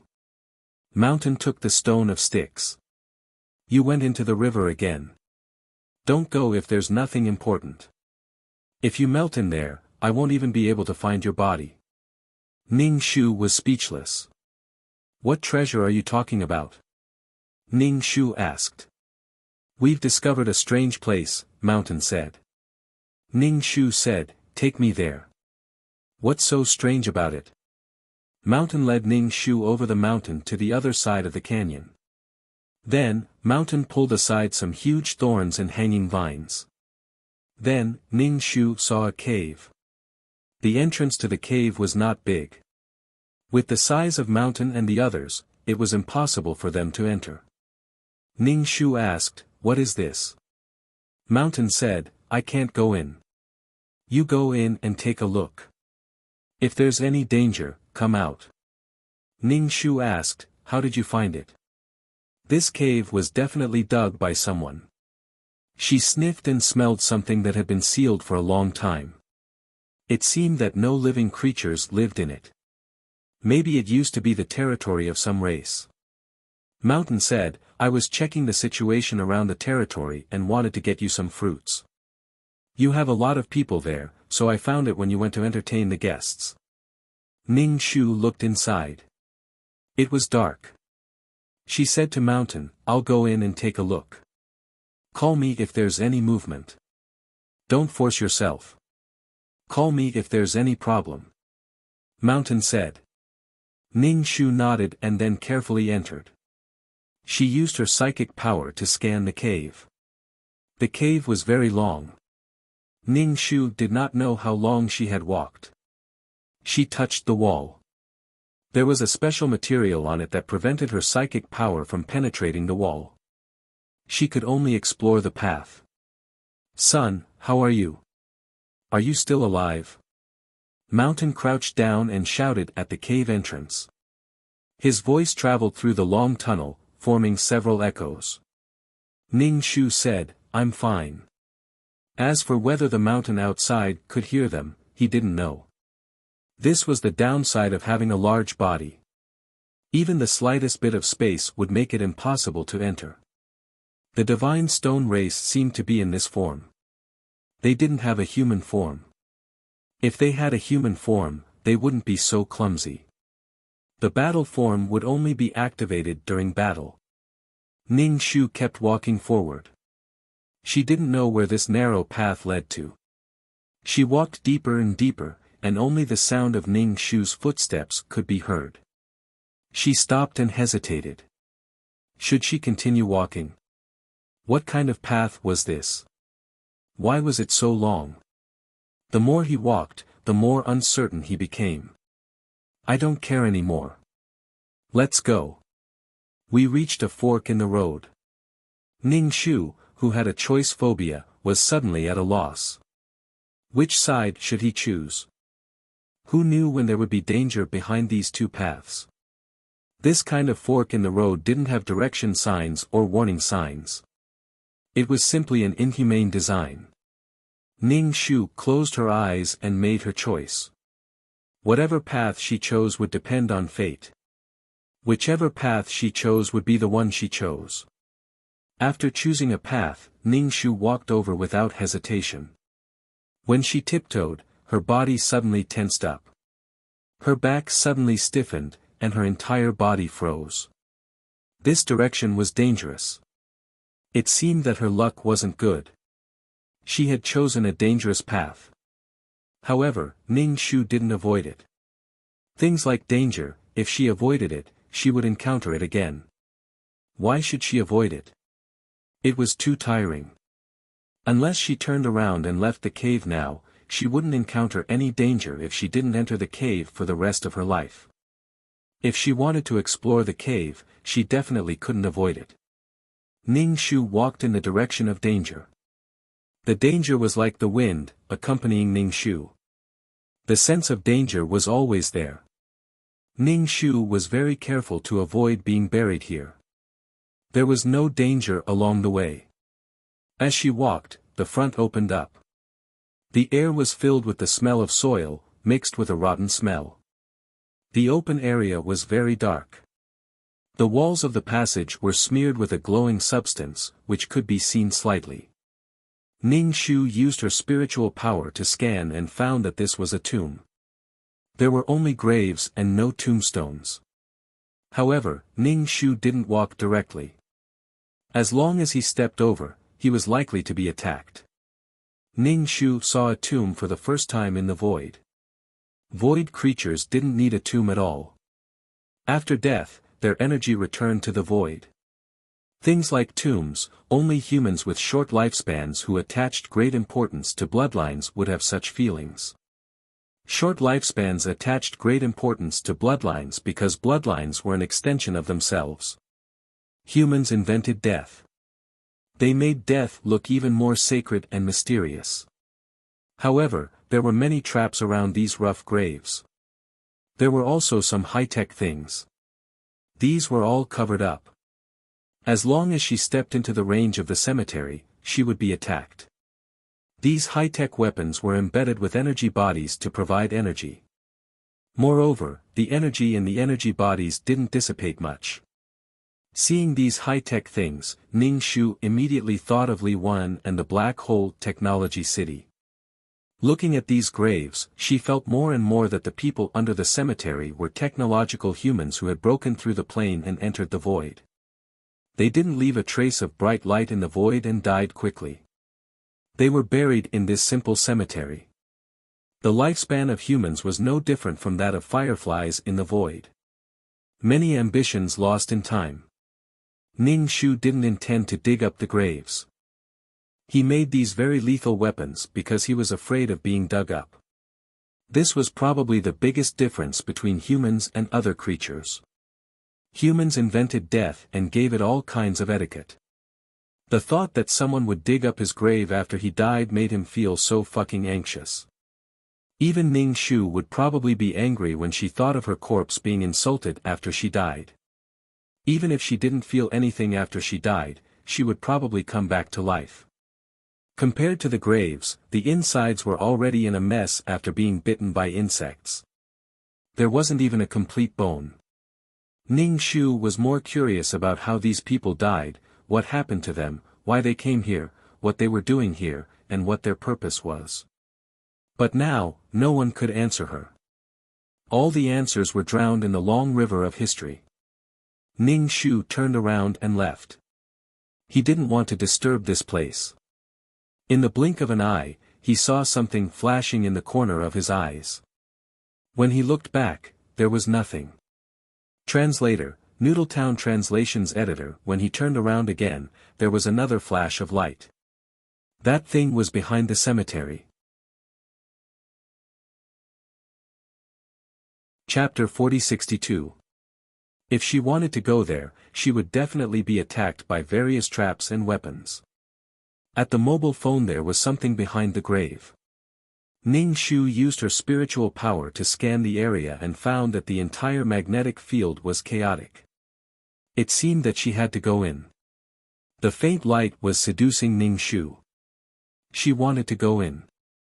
Ning Shu avoided the line of perception, her body twisted and bent, and her spiritual power explored the traps in front. She couldn't take a step forward for a long time. The magnetic field was distorted, and occasionally there would even be nuclear explosions. Once she stepped on a trap, it would immediately explode. In order to avoid the explosion, she would step on other traps. Ning Shu was now like walking on stilts. If she was not careful, she would fall down. Mobile phone HPS, 3 of 3. Moreover, the cemetery was also filled with poisonous gas. Inhaling this poisonous gas, her internal organs would feel like they were being gnawed by insects. In short, it was painful. Ning Shu stopped breathing.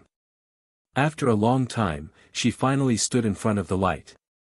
A golden key was embedded in the wall. Although the key was very inconspicuous, Ning Shu felt that it must be something important. She was about to reach out and take the key, but stopped halfway. If she took the key, the traps in the cemetery would definitely riot. However, Ning Shu still took the key and rushed out of the cemetery as fast as she could. Behind her was a scene of fireworks and all kinds of traps were activated. A hot beam of light hit Ning Shu's back and burned her clothes. Ning Shu did not stop and quickly ran to the entrance of the cave. Behind her was a sweeping fire. The light outside was dazzling. Ning Shu shouted at Shan Yu who was guarding the door, "Run!" The rumbling sound shook the mountain range.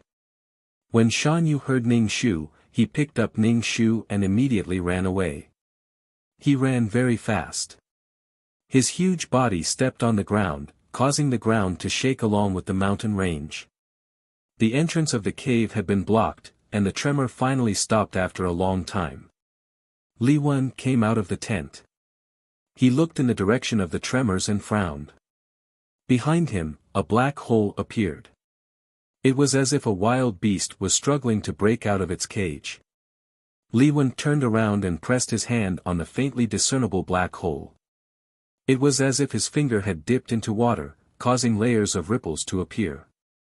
The restless black hole calmed down. He lowered his head slightly and closed his eyes. Mountain stopped and looked at the dusty cave. He patted his chest and said, "You scared me to death. I almost thought that you wouldn't come out. I kept calling for you from outside." "What happened behind you?"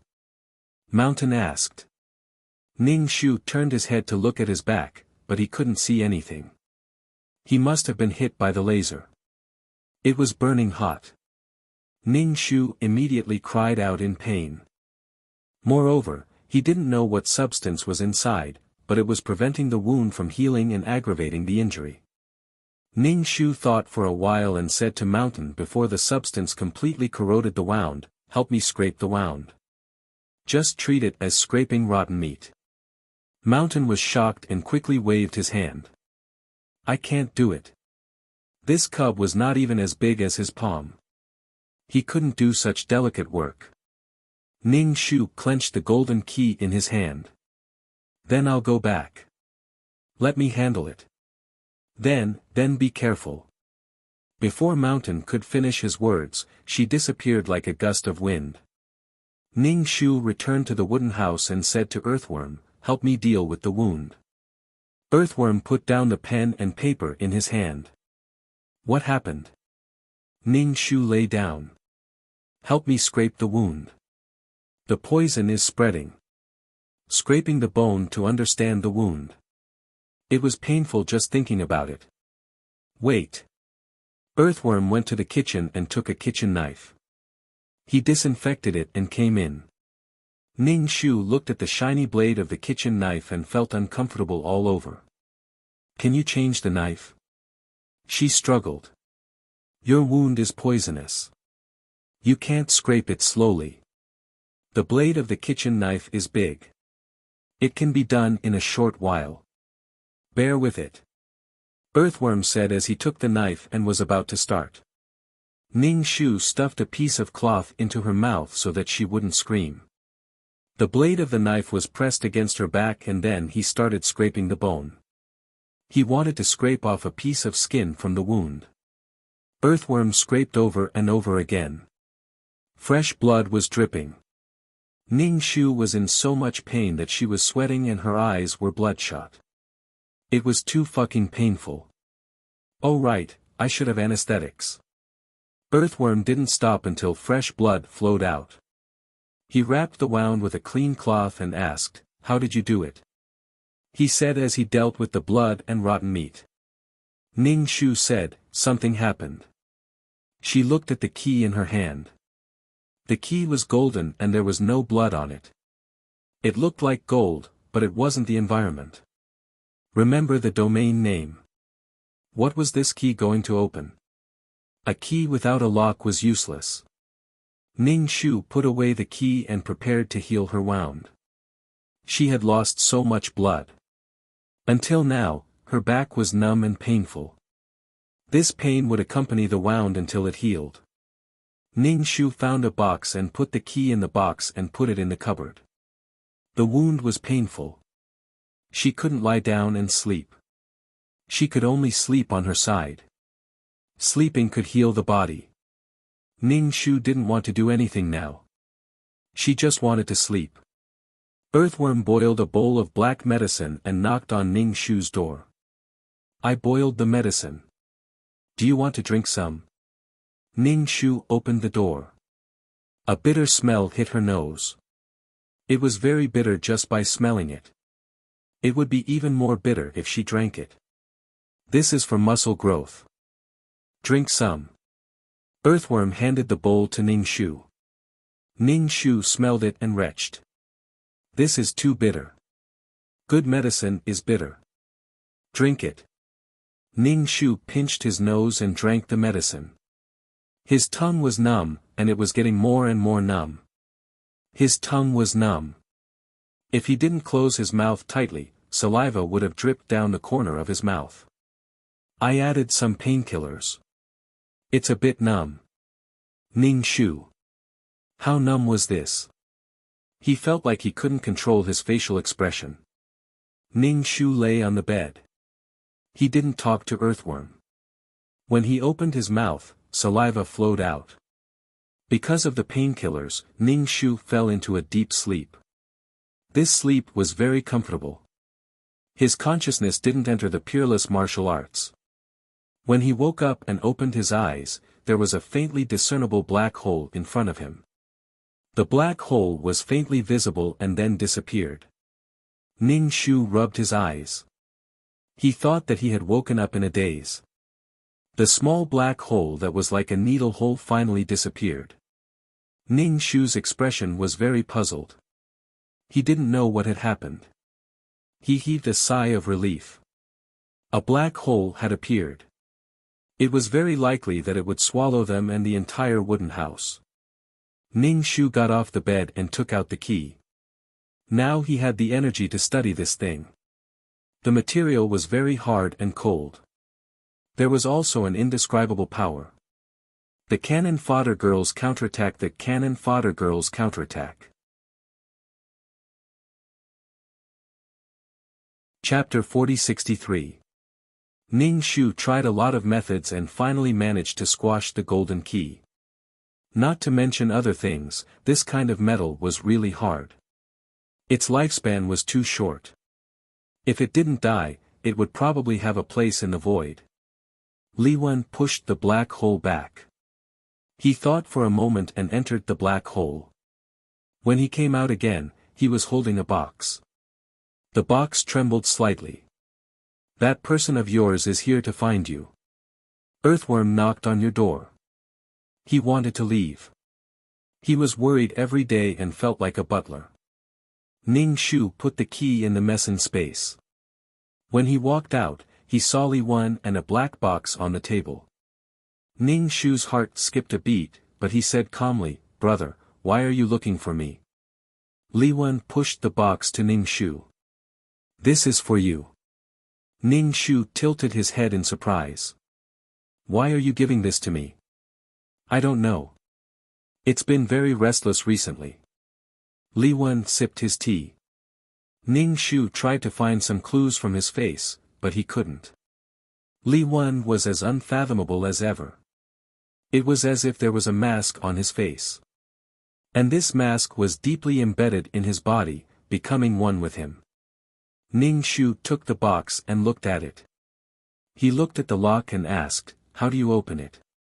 Do you have the key?" Li Wen shook his head. "No."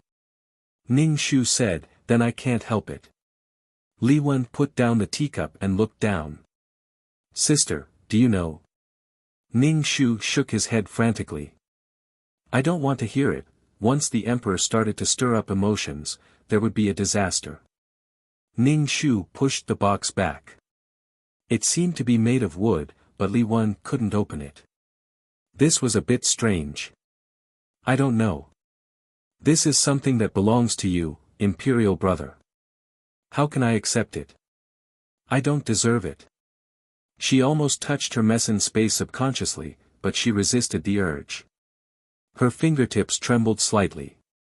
The atmosphere between the two of them became somewhat indescribable. Earthworm frowned as he looked at the two of them. Li Wen smiled and put away the box. "Do you remember the black hole you went to before?" Ning Shu, "I think so." "Do you know why I can't completely control that black hole city?" Li Wen asked again. Ning Shu said honestly, "I don't know. I don't know even if you ask me." "What the hell is this? Can you stop asking me? What's with this habit of asking questions for no reason?" Li Wen pointed at the black box. "It's because of this that I can't open this box. I've been trying to find a way to open it." Ning Shu clenched his fists. "Then, brother, you can do it." Li Wen stared at her. "Not long ago, the black hole became restless and appeared around you from time to time. Since there is a lock, there must be a key." Ning Shu's eyes widened. "Brother, what are you talking about? You said I have a key." "Li Wen, I've been looking for traces of this race, even their descendants or tombs. This race is undoubtedly a human that broke through and entered the void." Ning Shu was surprised. Li Wen's luck was a bit bad. This thing could be said to be so close, but Li Wen didn't notice it. The chaotic magnetic field in the cemetery had always been protecting the key and the bones. Once the key was taken away, all the graves would be buried. Without the protection of the magnetic field, the black box would probably sense the key. Ning Shu blinked. "Oh, so that's the case. You can only obtain the inheritance of this race with the key?" "In theory, yes," Li Wen said. Ning Shu refused again and again. "Since this thing is so precious, how can I accept it?" Li Wen smiled. "Then, sister, can you help me open it?" Ning Shu waved her hand. "I don't have the ability to open this thing. Moreover, if I open it, the inheritance will be mine. How can I snatch your inheritance?" The smile on Li Wen's face widened. Then, Imperial Sister, can you give me the key? Ning Shu was crying in her heart. This world was really dangerous. It was a powerful race with intelligent people and even more intelligent and powerful existences. She was really weak, pitiful, and helpless. Ning Shu shook her head. Brother, I don't have what you want. Moreover, you can't open the box. Does that mean you don't have the qualifications and opportunity to obtain the inheritance of this race? Li Wen wasn't angry. So, I met you. Ning Shu was speechless. I must have had 8 lifetimes of bad luck to meet you. She was sweating and the sweat flowed over her wounds, causing them to hurt. She smiled and asked, then, brother, what do you have to pay to obtain this inheritance? Isn't this inheritance worth you paying a price? They called each other brother and sister, but there was no warmth at all. It was just a simple and emotionless title. What price do you want me to pay? Li Wen asked. Ning Shu, what can you pay? Li Wen, what do you want? Ning Shu, it's because I don't know what I want that I'm asking you what you can pay. Li Wen, I don't know what you want and how you want to pay. You have to give me a price. Ning Shu shrugged. After so long, I really don't have what you want. Li Wen pressed down on the restless box. Sister, I don't want to hurt you. Ning Shu, brother, I don't want to be your enemy. She took out the golden key very straightforwardly. See, I just got it. I got it so casually. You went to so many places and still couldn't find it. Li Wen saw the golden key and subconsciously grabbed it. Ning Shu took out an iron key that was copied from the golden key. Sir, did you drop a golden key or an iron key? Looking at the 2 identical keys, one was shining with golden light and the other was extremely ancient, exuding the traces of time. Ning Shu, I don't want to be your enemy, but this is something I got. I can't give it to you directly. If you want to obtain the inheritance, you have to make a choice. I got this thing, which means that I have the responsibility to do my part for the inheritance of this race. Now, you can choose a key from it. You only have one chance. You can only choose once. Ning Shu couldn't walk the path that Li Wen walked, but giving it to Li Wen directly was too sullen. Translator, Endless Fantasy Translation Editor, Endless Fantasy Translation, let's see if you have fate with this thing. Li Wen stared straight at Ning Shu. He suppressed his smile and his expression became abnormally serious. Chapter 4064. Ning Shu suddenly kept the key. By the way, do you have medicine? My back is injured. Give me some medicine. Li Wen was speechless. He took a deep breath and took out the medicine. This should be quite effective. Oh, thank you. I'll treat my wound first. I'll choose after I shower and change my clothes. You should shower and change your clothes too. Li Wen was speechless. Ning Shu could see that Li Wen was trying his best to control himself. She said, you're going to inherit someone else's legacy. Have some sense of ceremony and give this legacy some basic respect. Li Wen sighed. You're right. Ning Shu returned to his room and checked the medicine. It shouldn't be poisonous. There was a cool feeling when he applied it to his wound. The wound was cool and itchy. It was obviously something good. Ning Shu sat in front of the mirror and looked at his face. He frowned.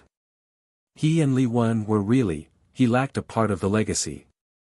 He only had the key, but he lacked a foundation like Li Wen. The combination of the two was the true power of the plane's technology. There was only one thing. Ning Shu opened his mouth and said silently, Fa Tian, come back. Fa Tian, who was thousands of miles away, turned into a ray of light and rushed in a direction, leaving Dong Lan and Jin Ji behind. The meat in Jin Ji's hand fell. He was dumbfounded. Panic quickly appeared in his eyes. He didn't know what to do. He could only walk in circles. He was shrouded in helplessness. He was anxious, uneasy, and afraid. Dong Lan stomped her feet. What was going on? He left without saying anything. What was she going to do when she left a cub behind? Moreover, this cub was filled with a violent aura. He was like a balloon that had inflated to its limit. He was getting more and more inflated and dangerous. He was about to explode. Dong Lan trembled. She picked up the meat on the ground and handed it to Jin Ji. Jin Ji ignored her. Dong Lan trembled. She stayed away from Jin Ji, but she couldn't leave him alone. If this cub got lost, Fa Tian would still look for him. Dong Lan wouldn't just leave her cub like that. Dong Lan was responsible for her, so she wouldn't go up and provoke him. She silently watched from the side and waited for Fa Tian to come back. A black whip appeared in Ning Shu's hand. She grasped it and wrapped it around her waist. As Ning Shu's weapon, when its master needed it, it would appear as soon as it was summoned. After adjusting his expression, Ning Shu raised his hand to rub his numb face and walked out of the room. Li Wen had already tidied up properly. There was a trace of water vapor on her hair. It was obvious that she had already washed up. Ning Shu revealed a radiant smile. Li Wen glanced at the black whip coiled around his waist. It was a deep black color. Ning Shu's hands were behind his back. He stretched out one hand and opened it. A golden key lay in the middle of his palm. Under the refraction of the light, it flashed with light. It was tacky but beautiful. "Mister, may I ask, did you lose this golden key or this iron key?" She opened her other hand. In her palm was a black key. It was simple and unadorned. It had a faint and earthy smell. "Mister, you can answer honestly." "The consequences of being wrong are very serious," Ning Shu said. Li Wen's breathing was a little chaotic. He took deep breaths, but there was no expression on his face. The whip coiled around Ning Shu's waist opened up and then tightened. Because he sensed danger, Ning Shu naturally felt Li Wen's suppressed killing intent. This faintly discernible killing intent was mixed with a strong pressure. Ning Shu's expression didn't change. He stretched out his hands and smiled sweetly. "Brother, hurry up and choose." Li Wen stretched out his hand. Under closer inspection, his fingertips were trembling. Ning Shu just smiled and didn't urge him. His sharp eyes scraped across Ning Shu's face inch by inch. He wanted to find some clues from her face. Ning Shu's face wore a smiling mask. The curve of his mouth didn't move. Under his gaze, there was no abnormality. He stretched out his hand and reached for the golden key. He observed Ning Shu's expression and eyes. He stopped at the golden key and reached out to the iron key. Ning Shu still smiled. There was no abnormality. Li Wen exhaled. His forehead was covered in cold sweat. "Is one of these two real?" Ning Shu nodded. "I swear, one of these two is real. You don't have to pay a huge price. Just choose one of the two." "A huge price?" Li Wen snorted. He would rather pay a huge price. That was a kind of visible hope. But the choice now was a huge pain. Sometimes, having a choice was more painful than not having a choice. Ning Shu spread out his hands. He didn't urge Li Wen. He could choose at any time. Ning Shu suddenly felt that this method was very good. It was more comfortable than having a head-on conflict with Li Wen. What was the point of fighting? Mental abuse was the real destruction. Li Wen, who was so calm, was sweating now. He had fallen into Ning Shu's trap. From the beginning to the end, Li Wen could choose to reject this method. But he had fallen into Ning Shu's game. He probably didn't realize that once he made the wrong choice, Li Wen's heart would surge with endless hatred. If he guessed correctly, there was no need to mention the joy in his heart. Especially when it was related to the inheritance, it meant that he and the inheritance were fated.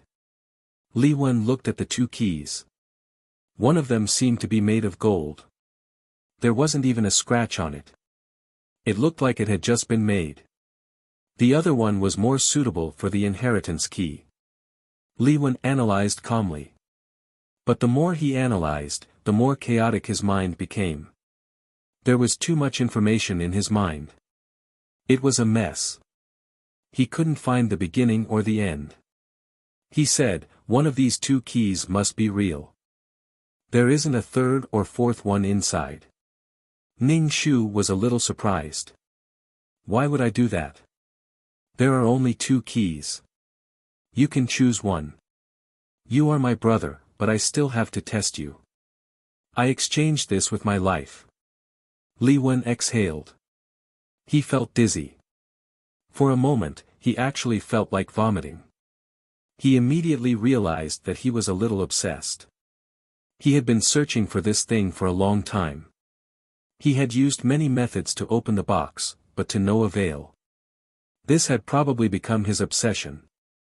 Now that this thing was in front of him, he couldn't control his emotions. His urgent emotions made him grab one of the keys. But he didn't know which key was the real key. His mentality was out of balance. He was Li Wen. He was an emperor. He had broken through 100 years of life. He could have it. He could have this thing. He deserved it. It was all his. He calmed down and stretched out his hand. Chapter 4066. Earthworm looked at the situation and asked Mountain next to him, "Can you make them stop?" Just watching from the side was enough to make one's heart tremble. How terrifying was it to be on the battlefield? Their speed was extremely fast, and their ears were filled with ding-ding-dang-dang sounds. The sound of the wind was swift and fierce, and some of the aftershocks even distorted the space into black holes. It was too scary. Were the people in this place so powerful and violent? Mountain's eyes were not enough. He shook his head and said, "There's no way. There's no way to stop them." Moreover, Mountain was not a speed-type race. In this situation, he could not intervene at all. He was powerless in this kind of battlefield. However, the strength of this cub surprised Mountain. He had always thought that this cub would die young. He was not very strong and was extremely weak, but he had such strength. It seemed that he was overthinking. Mountain finally breathed a sigh of relief. In this case, he did not have to worry about the cub dying. After a sigh of relief, he immediately tensed up again. The cub was now in a very dangerous situation. If he was not careful, he would be killed. What kind of people were they? They were arguing with a cub and bullying the weak. They were so shameless. He could only watch helplessly. Translator, Endless Fantasy Translation Editor, Endless Fantasy Translation. Just as Mountain thought, Ning Shu was a little overwhelmed now. Only when she was in the middle of it did she know how strong Li Wen was. Every attack was like a mountain, with a fierce killing intent. Previously, when she saw the battle between the Taishu and Li Wen, she knew that they did not use their full strength. However, she did not expect Li Wen to be so strong. Li Wen wanted to be stationed next to her. Although Ning Shu was unwilling, she thought that there was no direct loss to her. He could stay wherever he wanted to. At that time, she vaguely felt that Li Wen's strength was definitely above hers. Now that she was in the middle of the battle, she could feel it more directly. Especially since her dantian had not been formed yet. Once the power in her meridians was used up, she could not continue. The black whip's scales stood up. It was incomparably ferocious. The whip shadows were everywhere, and it quickly attacked Li Wen. Li Wen's body was wrapped. His strong defensive ability prevented the whip from swallowing him. The god-beating whip could absorb the opponent's strength and turn it into its own.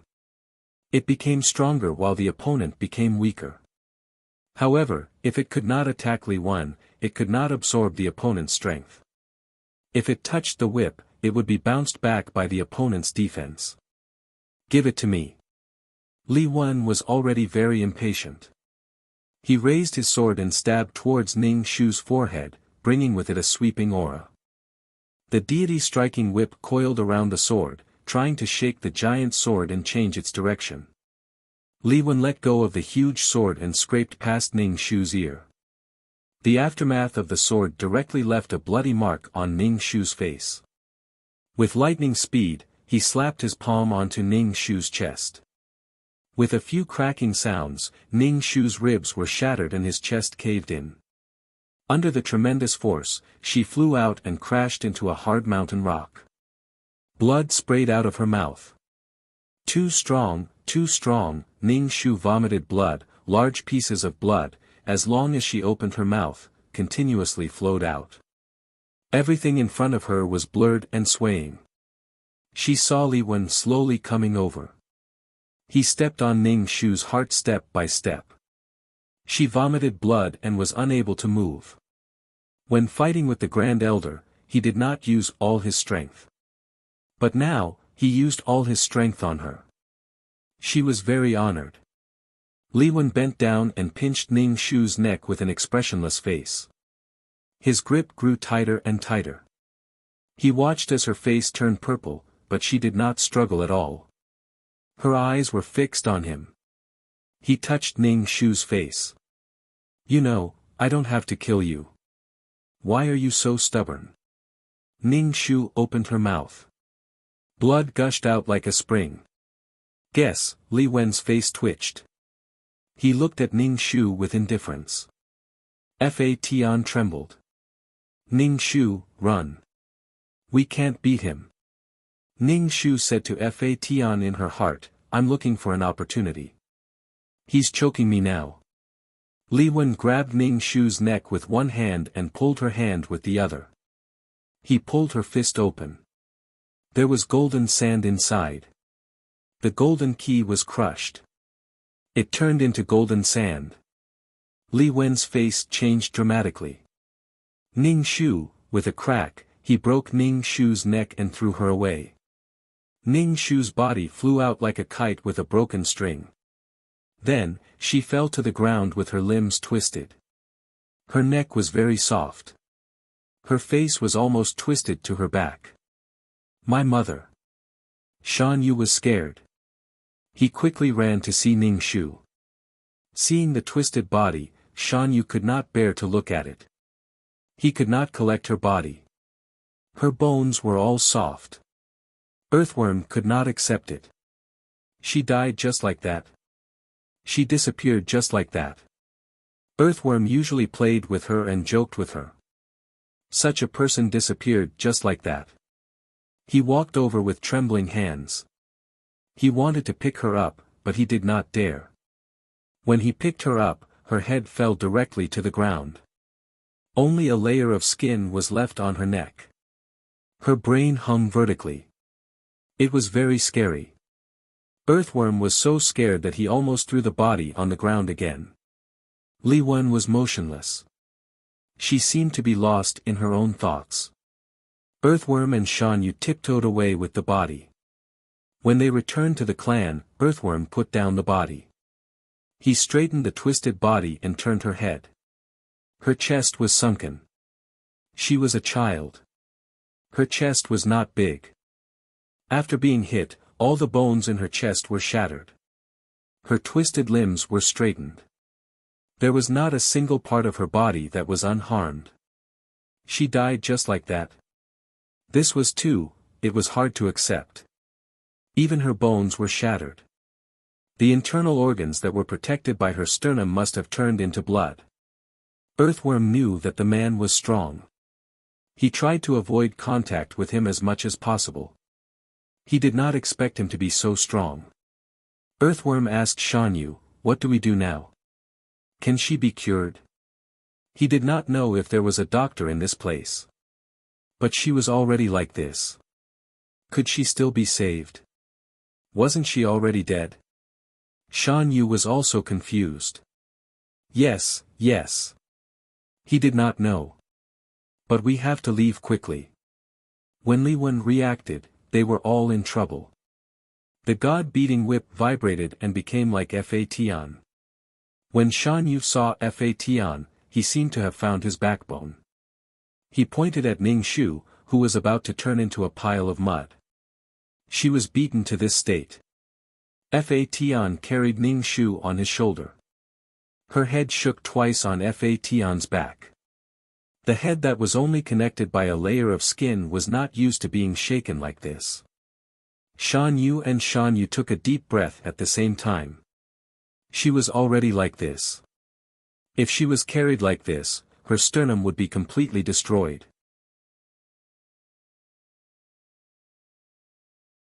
Chapter 4068. Although the Origin King was always angry at Ning Shu for talking about energy forms and coveting his things every day, there were some things that could be solved by talking about money and energy forms. It was the simplest and least burdensome thing. Anything that could be solved with energy forms was not a big deal. His biggest problem now was that he had no one, and no one could do anything about it. As for Fa Tian, Void King didn't think that Fa Tian would listen to him or cause trouble for him. He would even joke around with him. This brat could not die so quickly. He had to wait until he had someone powerful before he could die. At this time, the Origin King asked with some sincerity, "Is there any way to save him?" Jin Ji stood to the side and saw a withered face. He was stunned for a moment and handed the dried meat to Ning Shu's mouth, but the withered face did not respond. Translator, Endless Fantasy Translation Editor, Endless Fantasy Translation. Fa Tian, can you stop fooling around? I'm trying to think of a way, so shut up. The Origin King shut up. Dong Lan wanted to ask what method he had, but seeing Fa Tian's bad expression, she did not dare to disturb him and just went to the side to wait. I'll go find you something to eat. Since you're in a bad mood, you need to eat something delicious. Although the stalactites could provide energy, food was different. She left the cave and looked for food everywhere, but unfortunately, there was no food here. All the vitality and energy had been snatched away, so how could there be any food? She returned without success. Fa Tian scrubbed Ning Shu's body inch by inch, straightening out the body that had been twisted like a marionette. The bones were broken and soft, leaving only a layer of flesh wrapped around the body. Some of the bone fragments even pierced the skin. This body was really terrible to look at. The Origin King was very angry. If he wanted to kill him, he could have just killed him. Why did he have to torture him like this? Was there something wrong with this kind of torture? A golden key fell out of his clothes. The Origin King saw it and wanted to pick it up, but Fa Tian beat him to it. Fa Tian put away the golden key. The Origin King curled his lips. He hated Fa Tian the most. What was this? Next, Fa Tian took out a variety of bottles and jars. The Origin King wanted to ask what these things were, but seeing Fa Tian's appearance, he didn't want to bother him at all. Fa Tian opened the bottle and poured the water on the corpse before washing his hands. The Origin King and Dong Lan looked at him, and the Origin King asked, "What liquid is this?" He smelled it and felt a strong vitality, causing him to swallow a mouthful of saliva. Fa Tian ignored him. The Origin King gave him the middle finger in his heart. "What are you so arrogant for?" However, even if Fa Tian was arrogant, the Origin King could not do anything to him. Moreover, Fa Tian had no obligation to answer him, so the Origin King subconsciously touched the energy bag. "Let's see if you can still be so arrogant after throwing this bag of energy at you." However, this was not the time for him to run amok. On the other hand, Dong Lan said, "Fa Tian, there is no longer any vitality in her body. She has already returned to the embrace of the void. What you are doing is useless." Fa Tian said, "It's important to see if it's useful or not." The Origin King was very unhappy. Why was he not answering when he asked, but answered when others asked? Why was there such a difference in treatment? The Origin King had a bad feeling of being excluded, so he interjected, I don't think she can survive like this. Fation rolled his eyes at him. Don't you know how to speak? If you don't know how to speak, then don't speak. The Origin King, I was just speaking in a hurry. I didn't mean to curse her. Fation said, I will do my best. The Origin King saw Fation say so and felt much better, then I'll help you guard her. If you need us to do anything, just tell me. When she comes back to life, I can be considered her lifesaver. Let's see how she can ask me for money. A lifesaver should be repaid with her body. He did not need her to repay him with her body, as long as she listened to him, it would be fine. Fation's eyelids twitched, what do you mean by repaying with her body? In the small world, I saw the person in the box say that a lifesaver should repay his lifesaver with her body, the Origin King said. Fation, then have you heard that a lifesaver should be repaid with Valerian in the next life? The Origin King was confused, I've never heard of it. What does that mean? Fation poured bottle after bottle of liquid on the corpse. Under the blessing of these liquids, the originally lifeless corpse became full of vitality. Dong Lan sensed this vitality and was a little surprised. She quickly blew a bubble and blocked the entrance of the cave to prevent the vitality from dissipating and attracting other races. Generally speaking, when a large amount of vitality gathered quickly, it meant that something was being born in this place.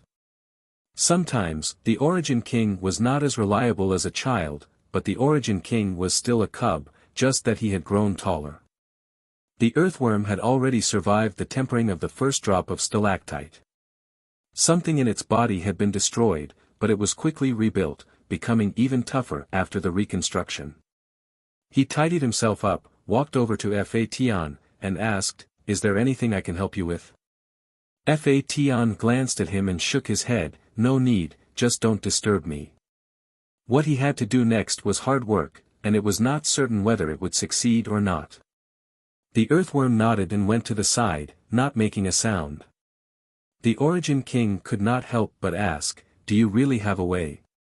It was already like this, how could it be saved? What was he thinking? Translator, Henyi Translations Editor, Henyi Translations Fation, I told you, don't disturb me. The Origin King curled his lips and sat next to the earthworm. Compared to the greedy one, this guy was really unlikable. It's just a whip, I'm the Void King, I have a lot of energy bodies. Fation took a deep breath and reached his hands into Ning Shu's neck. His hands penetrated the skin, but they did not open a hole in the skin. Everyone's eyes widened as they watched his hands shuttling between Ning Shu's neck. What was he doing? Fation's head was already dripping with cold sweat, and even his eyes were dim. It had not been long since he started, but he was already very tired. The people present did not dare to breathe loudly, for fear that the slightest movement would affect Fation. Even Jean Ji did not dare to refuse. She held the jerky in her mouth and slowly sucked the taste of the jerky to relieve her hunger. They did not know what Fation was doing, but they could feel that what he was doing now was very difficult. After a long time Fation's body trembled slightly, but his hands were very stable. However, no one dared to disturb him, for fear of failing at the last step. Although they did not know what he was doing, they could feel that what he was doing was probably very amazing. He was really saving people. Dong Lan's eyes were shining. If he could be saved like this, then Fation would probably become a guest of honor for many void races. Every race would return to the embrace of the void, but if they could delay this time, it would be worth it.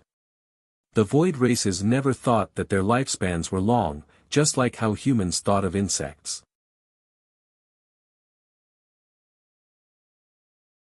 Chapter 4069. For insects, a human's lifespan was too long, so long that they couldn't see the end, unimaginably long. But for humans, they never felt that their lifespan was long. How many powerful and influential people, how many emperors sought immortality?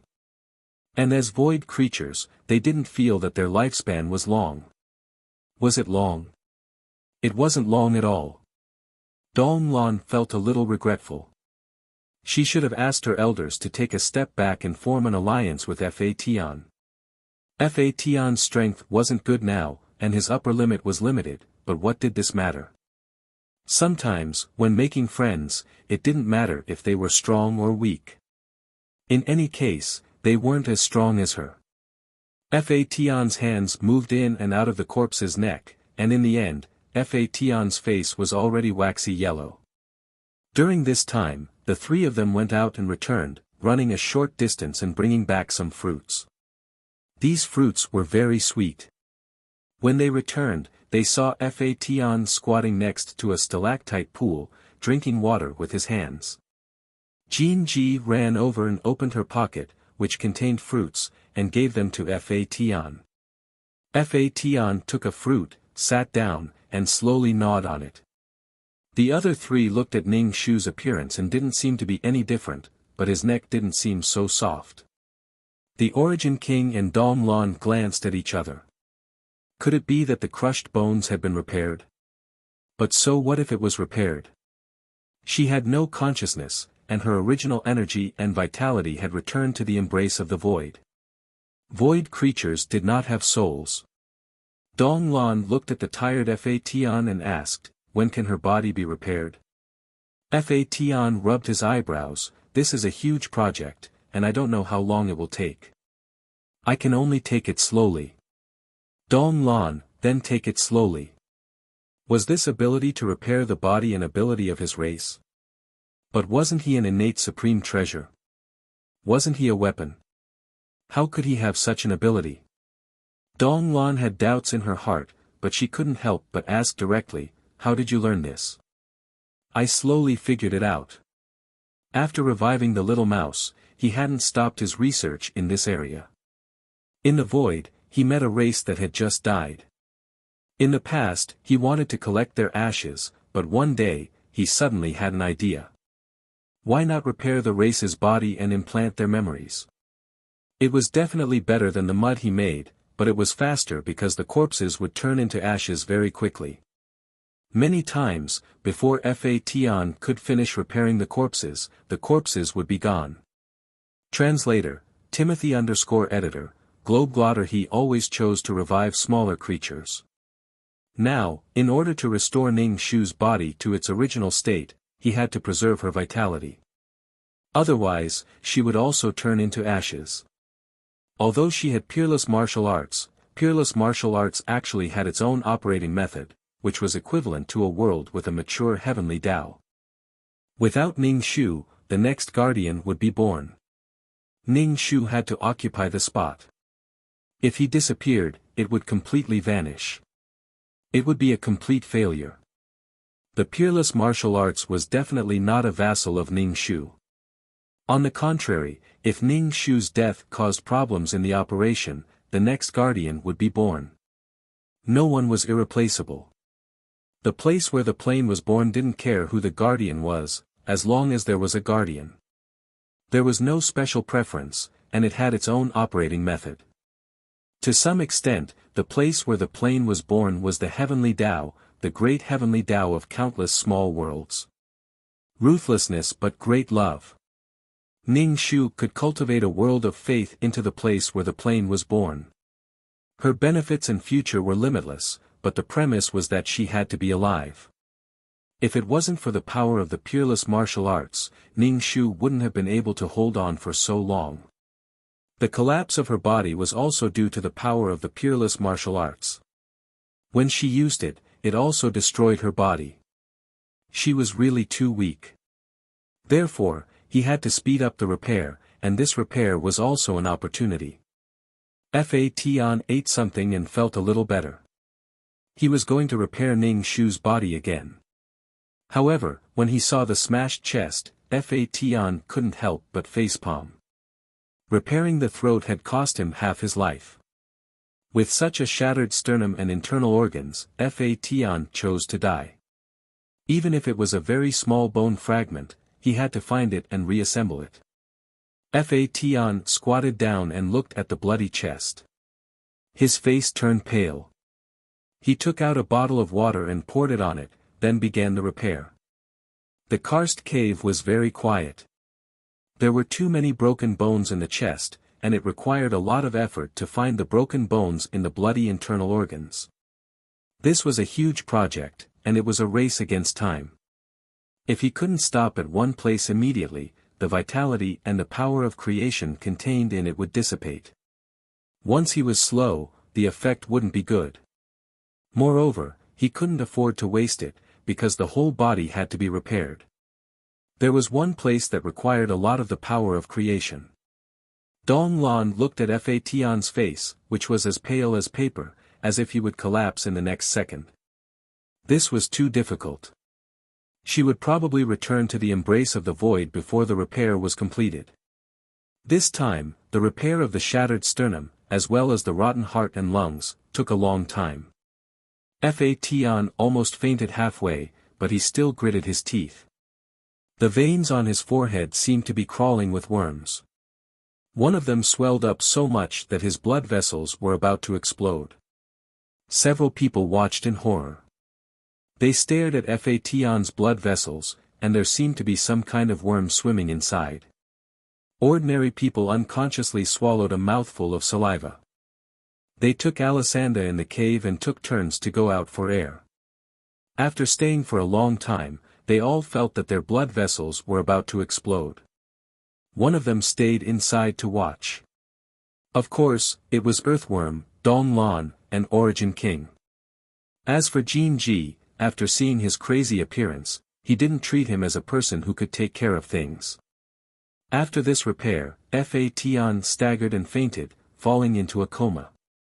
Earthworm took off his clothes. The blood on them had been washed clean, and he laid them on the ground. Together with Origin King, they lifted Fation onto the clothes so that he could sleep more comfortably. The shriveled chest had already swelled up, and there was a piece of cloth covering it. Although they wanted to take a look, they didn't dare to touch the corpse at all. They were afraid that something would go wrong and Fation's efforts would be in vain. Fation slept for a long time this time. Halfway through his sleep, he suddenly sat up and woke up with a start. He rubbed his tired eyes. His eyes were bloodshot, and his eyes were bulging. He looked a little scary. Dong Lan asked carefully, "What happened to your eyes?" They were blood red, and the pupils couldn't be seen. Fation rubbed them. "It's okay, I overused it." Dong Lan blinked, somewhat curious about Fation's eyes. Could his eyes see the broken bones in the flesh? Fation knew very well that this was because he had overused his spiritual force, and his brain was about to explode. He didn't know if he could hold on until the end.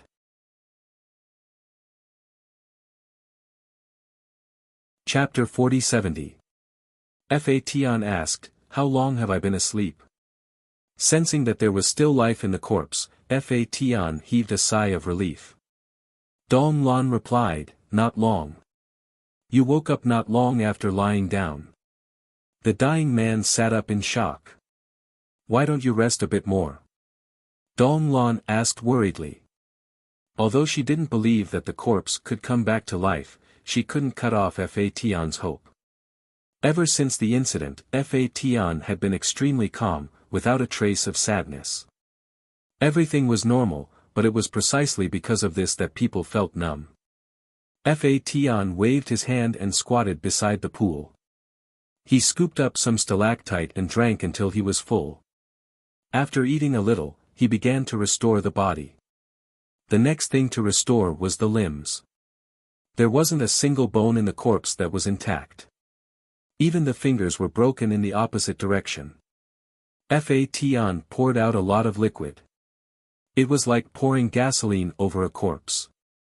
The entire cave was filled with life. Fation squatted down and reached his hand into his flesh. He started to repair the broken bones. This took a long time. Fation was visibly haggard. His complexion became more and more unsightly, and his entire body became thinner. Dong Lan was a little shocked. How much strength did it take to extract all the strength from the body? After the corpse was completely repaired, Heaven Conquering fell into a deep slumber for a very long time. The restored corpse's face became ruddy, and it no longer had the tattered feeling from before. It was no different from Ning Shu from before. His body was filled with more life than before, but he didn't wake up. His eyes were closed, and he wasn't breathing. Dong Lan stretched out her finger and gently poked the corpse's cheek.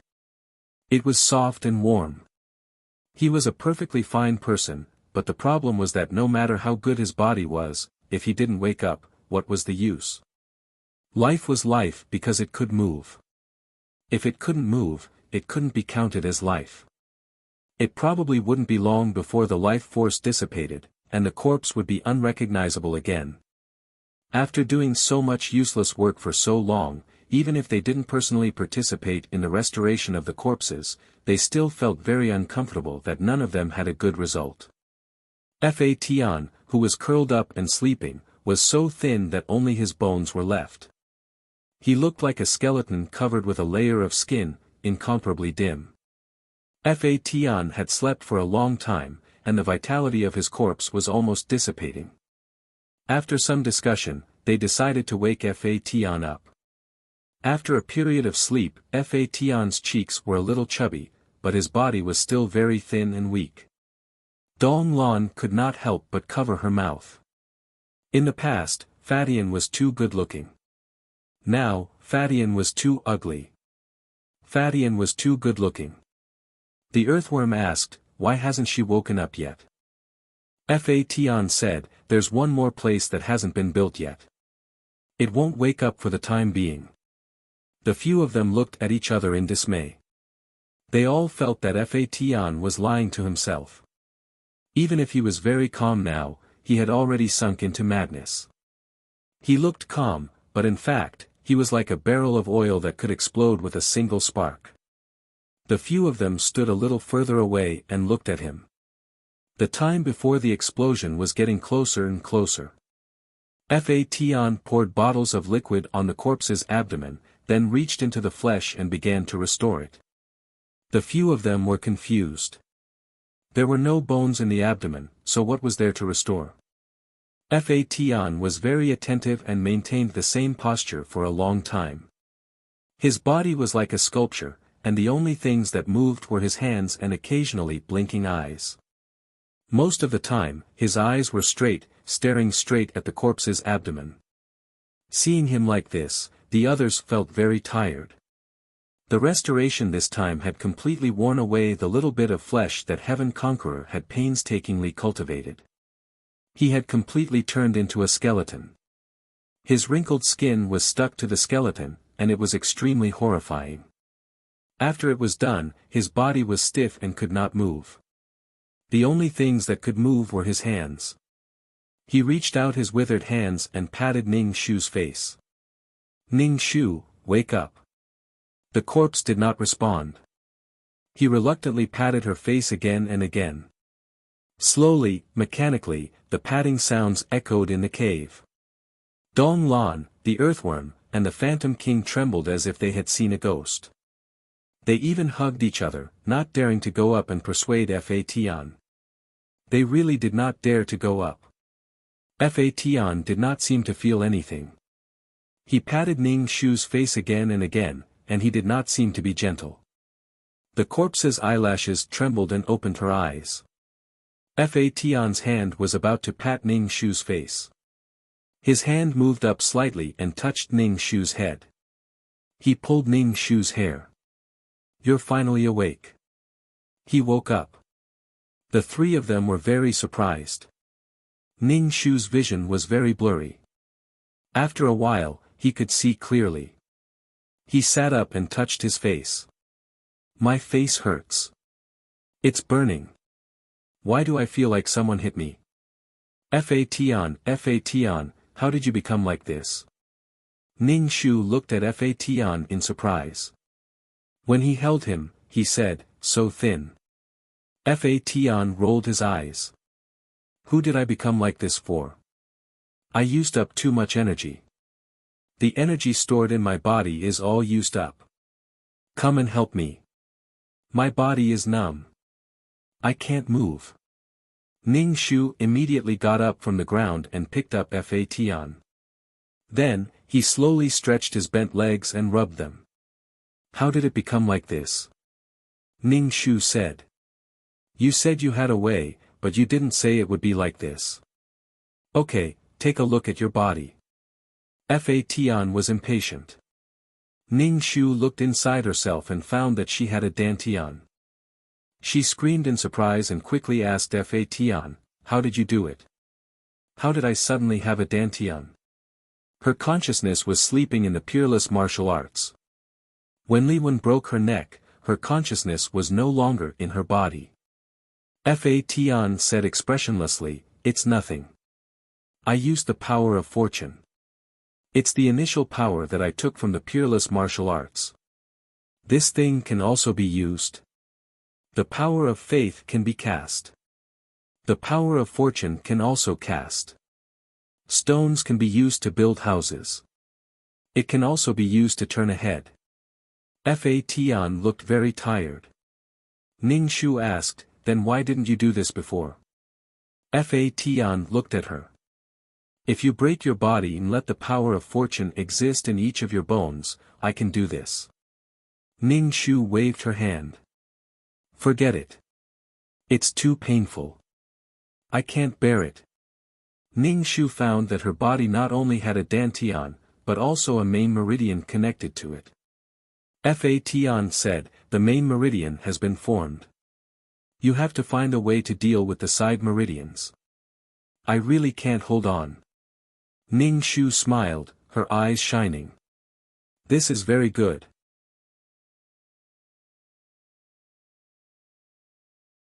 Chapter 4071.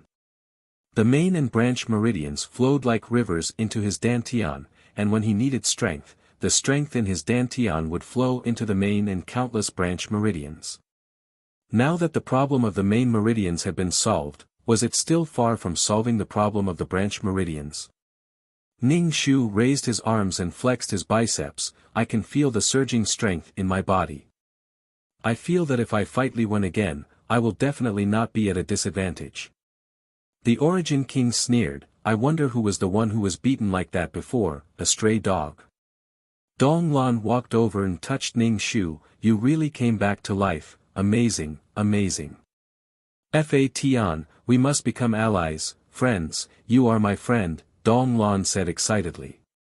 Fatian shook his head, not everyone is like Ning Shu. She is special, others can't survive. That doesn't matter, friendship was not the most important thing. Fatian said to Ning Shu, shape the branch meridians, your body contains the power of good fortune, make sure to use it for yourself. Ning Shu nodded, I'll remember. Fatian, when I'm not around, don't cause trouble, and don't cause trouble in the future. Ning Shu hesitated for a moment before saying, I can't make absolute guarantees about this. You also know that there are some troubles that cannot be avoided, such as Li Wen's situation this time. Once she got the key, she would give it to Li Wen directly. If she couldn't cross that hurdle, she would choose one of the two, leaving herself some dignity and increasing the difficulty for Li Wen. If Li Wen crossed this line, then she would have a reason to fight back. If she couldn't cross this line, then no one else could. Fatian, who had exhausted all his strength, could no longer maintain his human form and turned into a black whip.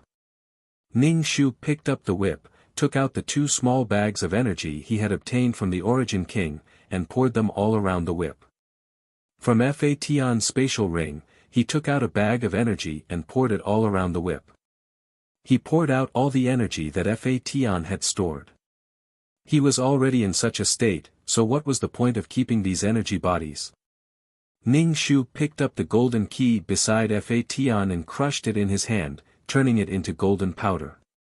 He blew at his palm, and the golden powder flew up and fell to the ground. Ning Shu wrapped the energy body and the whip into a bundle and tied it to her back. Looking at the 4 people, a smile appeared on her face. Update the fastest computer terminal, / She took out a book of exceptional martial arts and gave it to the earthworm. Take it. Thank you for this time. The earthworm took the peerless martial art book and wiped off the dust on it. Ning Shu smiled warmly. You can start cultivating now. There are stalactites here. Don't waste this kind of energy. The earthworm nodded. The Origin King immediately jumped out. I'll help you too. Ning Shu looked at him and handed over a book of exceptional martial arts, but the Origin King refused. I don't want this broken book. He had given him one before, and now he was giving him another. What kind of treasure did he think this book was? Ning Shu did not hesitate and handed the book to Dong Lan. Dong Lan was curious. She took it and looked at it before putting it away. Obviously, she did not know how to cultivate this exceptional martial arts. Ning Shu did not care. Every race had their own racial talents and did not need this kind of thing. Only someone like her who had no talent needed this kind of thing. Regardless, he would cast the net first. Whether or not he could catch the fish was a matter for later. Ning Shu squatted down, scooped up the stalactites, and gulped them down. The surging energy immediately surged in one of his main meridians, stabbing his meridians painfully before pouring into his dantian. The newly formed dantian was very fragile. When a large amount of energy poured into it, it was very painful. However, there was a wisp of something lingering in his dantian, quickly repairing the damaged dantian. This should be the power of creation that Fatian had mentioned. It was the power of origin. Ning Shu smacked his lips. Stalactites were good stuff and had to be collected. Jin Ji poked Ning Shu. Ning Shu comforted him and patted the package on his back. He's fine. He'll wake up soon. He's tired and wants to sleep. Jin Ji stared at the package. Ning Shu took it down and tied it to his body. You carry it. He did not feel guilty about using child labor at all. However, Jin Ji was very happy. He stretched one hand to his back and grabbed the package. Ning Shu and the earthworm began to cultivate. Now, Ning Shu's dantian was like an ocean, waiting to transform. The energy was now in a liquid state. The next step was to compress it into a solid state and accumulate it step by step. This pool of stalactites solved this urgent problem. There was enough energy to let Ning Shu take on a gaseous form. The Origin King saw Ning Shu swallow the stalactites like a whale and climb down. He pressed his whole head into the water and gulped it down, causing the water level to drop rapidly. What kind of evil creature was this? The Origin King hurriedly collected some to prevent him from drinking it all. A large amount of energy washed Ning Shu's body. There had never been a moment when Ning Shu felt that he was strong enough to kill Senior Uncle and Li Wen. This feeling was very powerful. Ning Shu burped and said to the earthworm and the Origin King, Jin Ji, let's go back. The Origin King asked, what are you going back for? Maybe he's chasing you now. Ning Shu said, I'm going back to find the Divine Stone Clan. If I meet Li Wen, I can take revenge. Ning Shu said to the Origin King, Li Wen is relatively powerful. You can fight with him to test your strength. If you win, you can really dominate the void. The Origin King snorted, you're just up to no good. You want me to be your fighter? Dream on. Ning Shu spread his hands. Well, you saw through me. He called out to Jin Ji, let's go. Out of the cave, Ning Shu said to Dong Lan, we're going back. What about you? Dong Lan hesitated and asked, can I go with you? Ning Shu said, up to you, but if something happens, we won't have extra strength to protect you. Dong Lan smiled, it's okay, I can protect myself. You don't have to worry about me. If something really happens, I will run far away. Ning Shu nodded in satisfaction. Ning Shu stretched, and then a huge golden dragon appeared under his feet. Everyone was lifted up by this golden dragon and stood on the dragon's back, staggering. Ning Shu stood on the dragon's head, whistled loudly, and set off. The golden dragon's speed was very fast. One head plunged into a node, while the other half of its body was outside. When its head reappeared, it was already far away. The Origin King asked Ning Shu how he did it. This was too cool, he wanted. Ning Shu, I want it. It's that broken book in your hand, the Origin King. I don't believe that such abstract garbage can have such an effect. He asked the earthworm, how do you feel now? The earthworm shook its head and did not speak.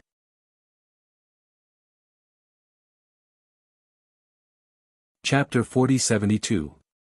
Li Wen stood there motionlessly, as if he was a statue standing between heaven and earth. His eyes were deep and dark. He was Li Wen. How could an inheritance make him like this? He could be the Lord of heaven and earth. A key, an inheritance. He didn't need any inheritance at all. He didn't need the inheritance's recognition. His body moved and he took out the box. He slashed at the box with his sword. The box exploded and the things inside were annihilated in the flames. Li Wen's expression flickered in the flames. Just as he had guessed, opening the box by force would cause it to self-destruct. So what if it self-destructed? He didn't care about the inheritance. Since the inheritance didn't choose him, then he didn't need to get the inheritance's recognition. He was Li Wen, the ruler of the world. He only had things he didn't want. As for those people who were chosen, they really thought that he would chase after them for the key. Now that the inheritance was in front of him, Li Wen wouldn't even look at it. An inheritance wanted to freeze him. Li Wen's current thought was, you don't care about me, but I don't care about you either. How amazing do you think you are? Trash inheritance. You want to play with me? Scram, I'll destroy you. His loss of control was only temporary. This inheritance would disappear into the void forever. Your so-called inheritance just needed time to cross over. He left leisurely. The wind blew his clothes and he disappeared. His back view stood tall. Ning Shu sat on the golden dragon head and brushed past Li Wen who was walking in the void. In the next second, the two of them stopped at the same time. The two of them turned and looked at each other. No one spoke first. They just looked at each other. Earthworm was nervous. This was the person who beat Ning Shu up. The atmosphere was heavy. Jin Ji looked at Li Wen warily and bared his teeth at him. Under such an atmosphere, the bag on Jin Ji's back didn't move. The whip had no energy left and had fallen into a deep sleep. Li Wen was alone. He didn't have an army beside him. But just standing there, he was so arrogant that it seemed like the world was under his feet. Compared to the last time when he was angry, Li Wen was too calm now. It was probably because he went through a spiritual storm that his level became higher. Sometimes, Ning Shu really envied Li Wen's self-confidence. He envied Li Wen's success in his life, as well as his victories in all his endeavors. His self-confidence was infinitely magnified.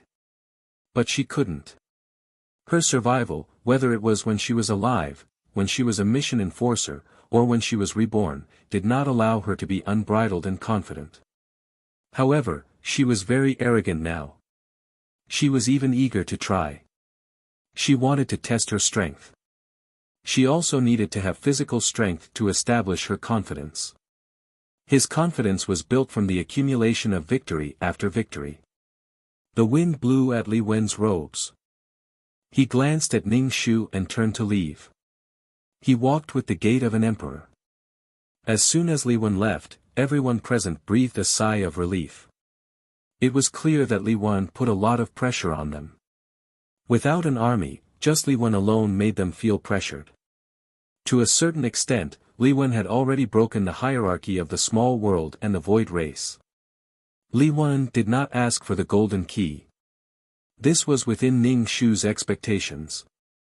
Even in the void, Li Wen's tyrannical nature as a human emperor did not change at all. He's really good looking. Dong Lan sighed. What happened between you two? He was good looking, but his body was weak. Without the protection of leather armor, his soft skin was not strong, but there was a kind of indescribable beauty. His every move had a lingering charm. Ning Shu said lightly, "We had a fight, and then I became like that." Dong Lan asked, "Why? Weren't they eating at the same table before? Why did friends and enemies change so quickly?" Dong Lan's brain cells could not keep up with the land races. When they returned to the clan land, it was already a mess. The previous wooden house had been destroyed, and all the living utensils were destroyed. The Origin King cursed, "Couldn't you have gone further away when you were fighting? Why did you have to destroy the house?" Many of the things inside were taken from the small world bit by bit. This damn girl. Who would care so much about fighting? All they wanted to do was to defeat the other party. Ning Shu ignored the Origin King and went to find the Divine Stone clan. When they decided to fight, it was a joint decision made by Ning Shu and Fa Tian. If Li Wen made the right choice, this dispute would dissipate, and everyone would be fine. But if she made the wrong choice and the other party insisted, then they would fight. At that time, she was a little puzzled why Fa Tian was so determined to fight. She was afraid that he had already planned to repair his body. If he could win, then he would fight. If he couldn't win, then he had a second plan. Whether he won or lost, she would inevitably suffer serious damage. Fa Tian, what a clever little brat. The problem was, it was really fucking painful. In terms of numbers, Li Wen's army could crush them and kill them all. Against Li Wen, the Divine Stone clan had no chance of winning. Since that was the case, they might as well leave. Fa Tian should have warned the Divine Stone clan. Ning Shu thought that the Divine Stone clan had run far away, but he didn't expect that they were only a few mountains away from the clan's land. Moreover, he just lay down and started to sleep so casually. "Ning Shu, this is really, run a little farther." Ning Shu retracted his energy form and jumped onto Mountain's stomach, jumping up and down. Wake up, what are you sleeping for? Get up and party." "Sleep my ass, get up and party." Mountain woke up and saw Ning Shu. He immediately said, "Great, you guys are fine. I was scared to death." Everyone, they looked like they were eating and sleeping soundly. They didn't look scared to death. They weren't far from the clan's land, but the Divine Stone clan didn't walk long before they fell asleep. This was really, Li Wen didn't care about the Divine Stone clan at all. If he was a petty person, he would have killed them 100 times. Ning Shu was speechless. He asked what the Divine Stone clan planned to do next. Mountain said directly, "Plans? We don't have any plans." "What plans? Why do we have to plan?" "Ning Shu, I was wrong." Ning Shu glanced at the backpack on Fa Tian's back. The most important thing now was to wait for Fa Tian to wake up.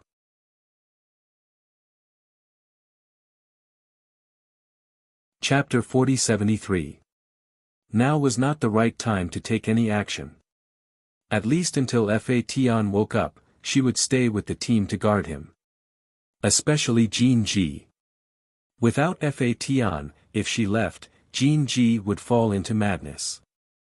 Ning Shu grinned, raised her hand full of energy, and said loudly, "Next, we will rebuild the territory and rebuild the house."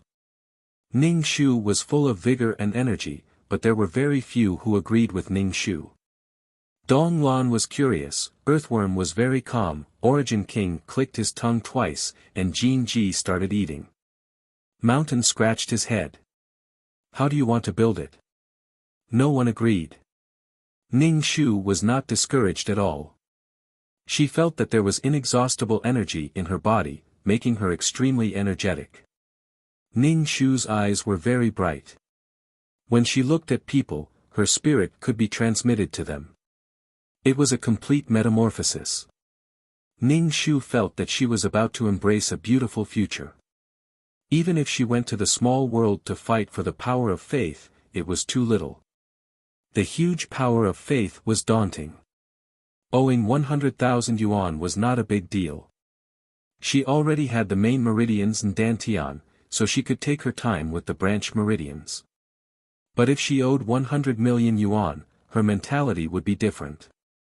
It would be a kind of endless despair. Dong Lan raised her hand. I'll go with you. We'll do whatever you say. She was eager to try. Sure enough, following this group of people, many interesting things would happen. She still had not figured out why Ning Shu had come back from the dead, and why Fa Tian had mastered something so powerful. As the future leader, Dong Lan would not rashly ask such a rude question. Every race had their own racial talents. Fa Tian might have some special racial talent. Wow, the land was still very fun. Ning Shu began to assign work. As two strong laborers, Origin King and Earthworm were assigned to chop trees, while Mountain cleaned up the ground and moved stones to build the foundation. The house in front had been destroyed and now had to be rebuilt. Origin King was very unhappy. I don't want to chop trees. Ning Shu chuckled. All right then, go and move the stones. The Origin King looked at the mountain that was moving stones and shook his head. It was better to go cut down trees. Dong Lan asked, then what do we do? Ning Shu said, of course we're going to the small world to buy things. The Origin King immediately threw away the tree trunk on his shoulder. You two actually want to go to the small world. We're doing hard work here, so I want to go too. Ning Shu, are you a follower? I don't care, I just want to go to that small world. The Origin King shamelessly took out a bag of energy bodies. Ning Shu reluctantly accepted the energy form. Alright, I'll count you in. Dong Lan asked, what small world? Is it interesting? Jin Ji was the first to speak, stuttering, eat, a lot. Jin Ji only had one impression of the small world. It didn't have much of an effect on the tall buildings and the like. It was just that the food was really delicious. Although it didn't have much energy, it tasted delicious. The earthworm did not have much yearning for a small world. It had always lived in a small world, and it was quite boring. It continued to chop trees, and its movements were quite proficient. After all, in the small world, he had repaired houses before, so this kind of work was quite easy for him. Dong Lan rushed, then, let's go quickly. Ning Shu went to Go Zi's world. She tore open a crack in the reincarnation world and looked through to see whether or not Go Zi was in the reincarnation world. The last time she went to the small world with Go Zi was with a human woman, and he still hadn't returned. It seemed like the flow of time in that world was slower. Ning Shu opened the crack and it slowly closed. But just like that, the soul in the reincarnation world was so frightened that it was almost wiped out. Suddenly, a crack appeared in the sky, and then a huge eyeball looked inside. The eyeball was still moving, and it was very frightening. Ning Shu searched for Go Zi's world. Dong Lan looked at the tree and felt the life force of the tree. She also knew that this was the birthplace of this world. There were many in the ocean, but they were all very weak. The leader said that such things existed to provide a place for weak and lowly living beings to survive. This was because those weak living beings had no way to survive in the void. Now, were they going to the place where those weak living beings lived? Ning Shu found the world. To find Go Zi's leaf among many leaves was a really tough thing. Bringing a few followers with him, he entered the plain world. Before they could see where they were, they heard all sorts of horns. There was also the noise of city construction. Dong Lan covered her ears right away. She had never heard such a chaotic sound before. There were all sorts of things that surged towards her from all directions. Dong Lan nearly vomited. Translator, Henyi Translations Editor, Henyi Translations. Ning Shu saw that her expression wasn't good and asked, are you okay? After a while, Dong Lan tried to release her hands. Although it was still really noisy, she could bear with it. Now, she had the energy to look around. Skyscraper, ground was flat, and there were many things running around. There was also a screen on the building that played advertisements. Handsome men and beautiful women. Dong Lan, but where did she come to? Did we come to a small world? Why was this place so magical? It was like she was in a dream that she couldn't even imagine. The Origin King felt a sense of superiority and looked at Dong Lan with some disdain. She was simply a country bumpkin. He was very calm and didn't feel anything at all. Although he still didn't understand much, he wouldn't make a fuss about it. Jin Ji only wanted to eat. Is this the world of weak living beings? It's completely different from what I imagined, Dong Lan said as she took a deep breath. She thought that their crystal palace was the most beautiful representation. But here, she didn't dare to say that. She frowned. They are clearly, Ning Shu continued, they are clearly so weak, aren't they? Dong Lan nodded. She could kill many people in one breath. But why? What kind of power was that? Ning Shu said, it's really because they are weak and have a short lifespan that they burst out with all their vitality. Construction, creation, and breakthroughs. They hope to break through again and again in their limited lifespan, Dong Lan exclaimed and praised sincerely, they are really amazing. The small world is really fun. There were many things to learn here. Along the way, Dong Lan kept asking Ning Shu questions. She pointed at the running car and asked. Ning Shu replied, that's a human transportation tool. It's very fast.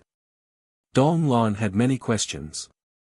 Even if it was a brick or a tile under her feet, she could study it for a long time. Ning Shu was going to find Go Zi and get some money. Every time he entered the small world, he was a poor person. He was eager to eat and there were so many things to buy. Dong Lan's face was red and her eyes were not enough.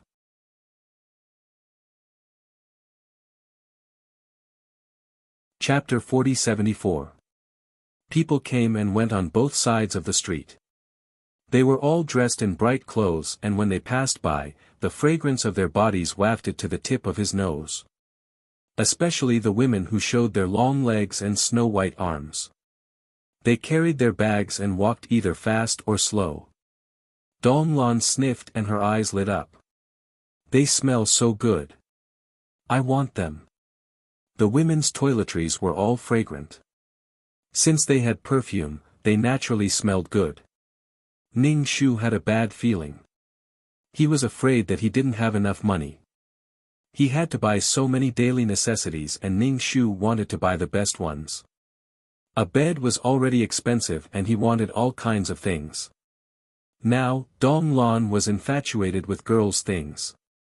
She coughed and said, there are also many flowers in the void. They are very fragrant and more natural than this. That's the fragrance of the flowers, not mine. Can you give me some of that? I will give you something in exchange. Dong Lan said.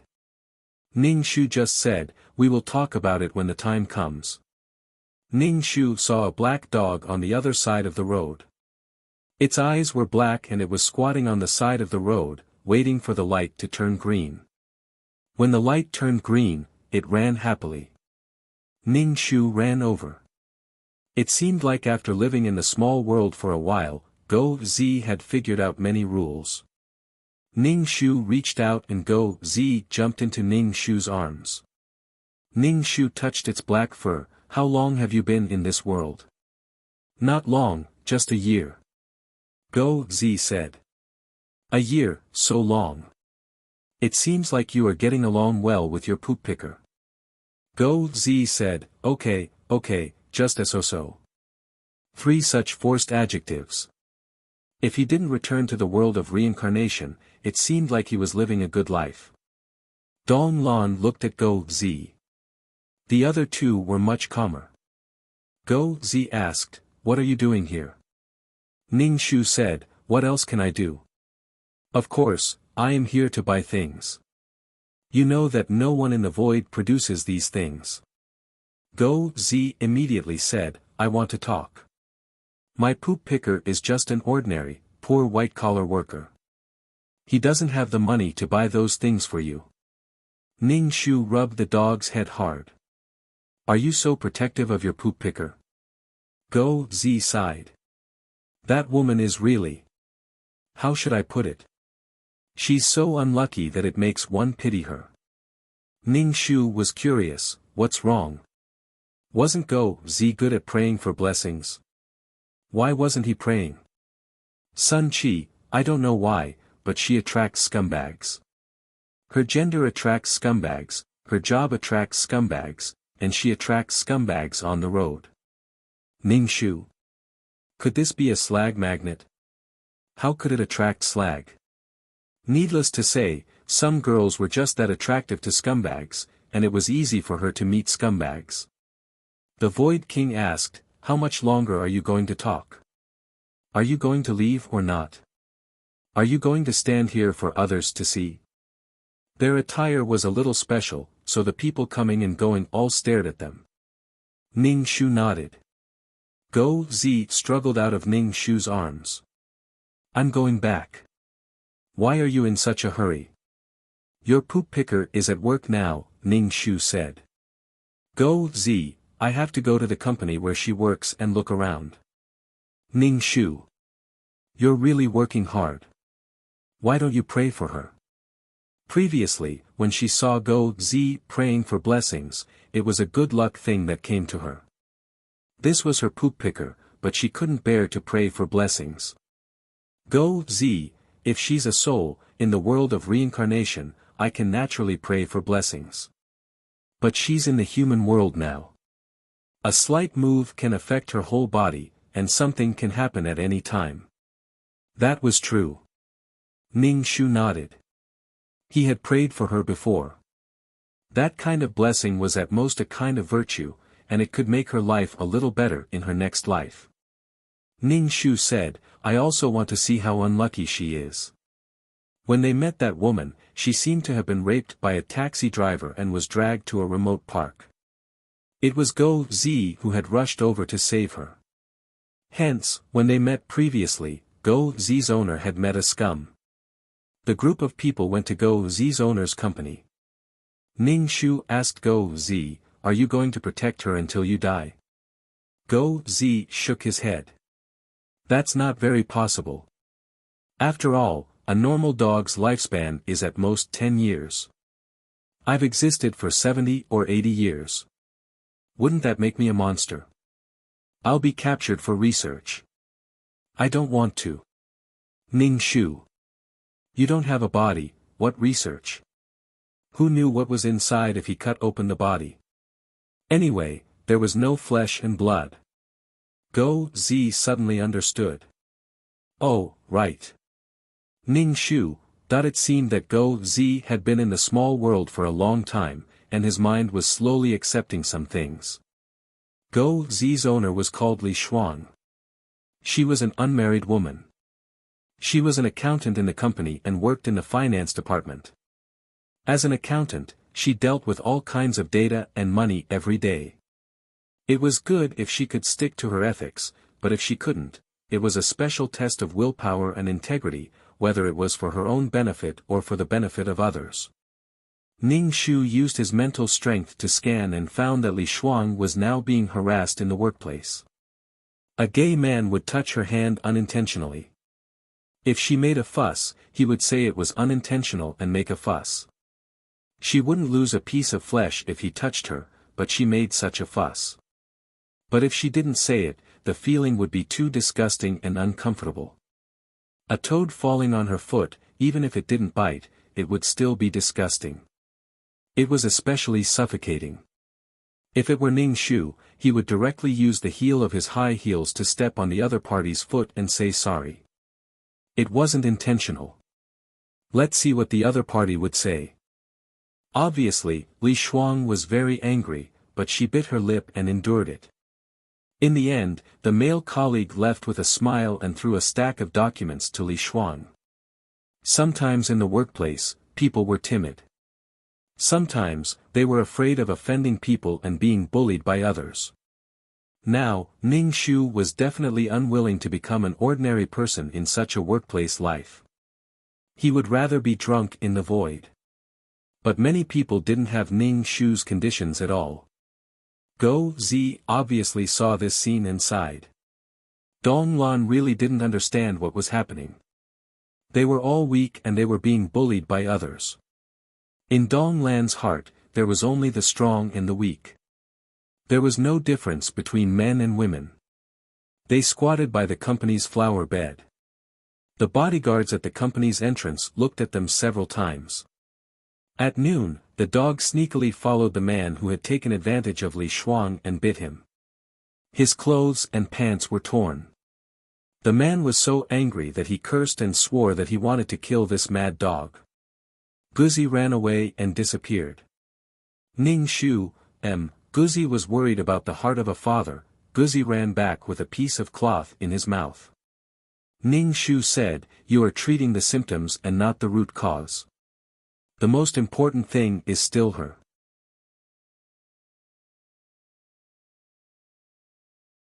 Chapter 40-75. Some people sucked in trash easily. Firstly, it was because of the environment.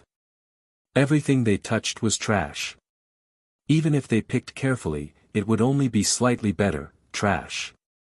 Trash was trash. There was no difference between good and bad. Secondly, it was because of their personality. Go Zi said, "What can I do? I'm in despair too. I can't speak. I don't want to be treated as a monster." In front of Li Shuang, he was just an ordinary dog. If Go Zi dared to speak in front of Li Shuang would be afraid of him. Even if she wasn't afraid, she wouldn't dare to get close to him. It was acceptable for a dog to be intelligent, but it was unacceptable for a dog to speak human language. Su Wang didn't know what they were doing. He was very confused. "Should we go buy something?" Jin Ji said, eat something." Dong Lan said, "Can there be something fragrant?" Dong Lan fell in love with perfume. She wanted to have it. As for what humans were worried about, she couldn't understand it at all. She didn't understand what they were talking about.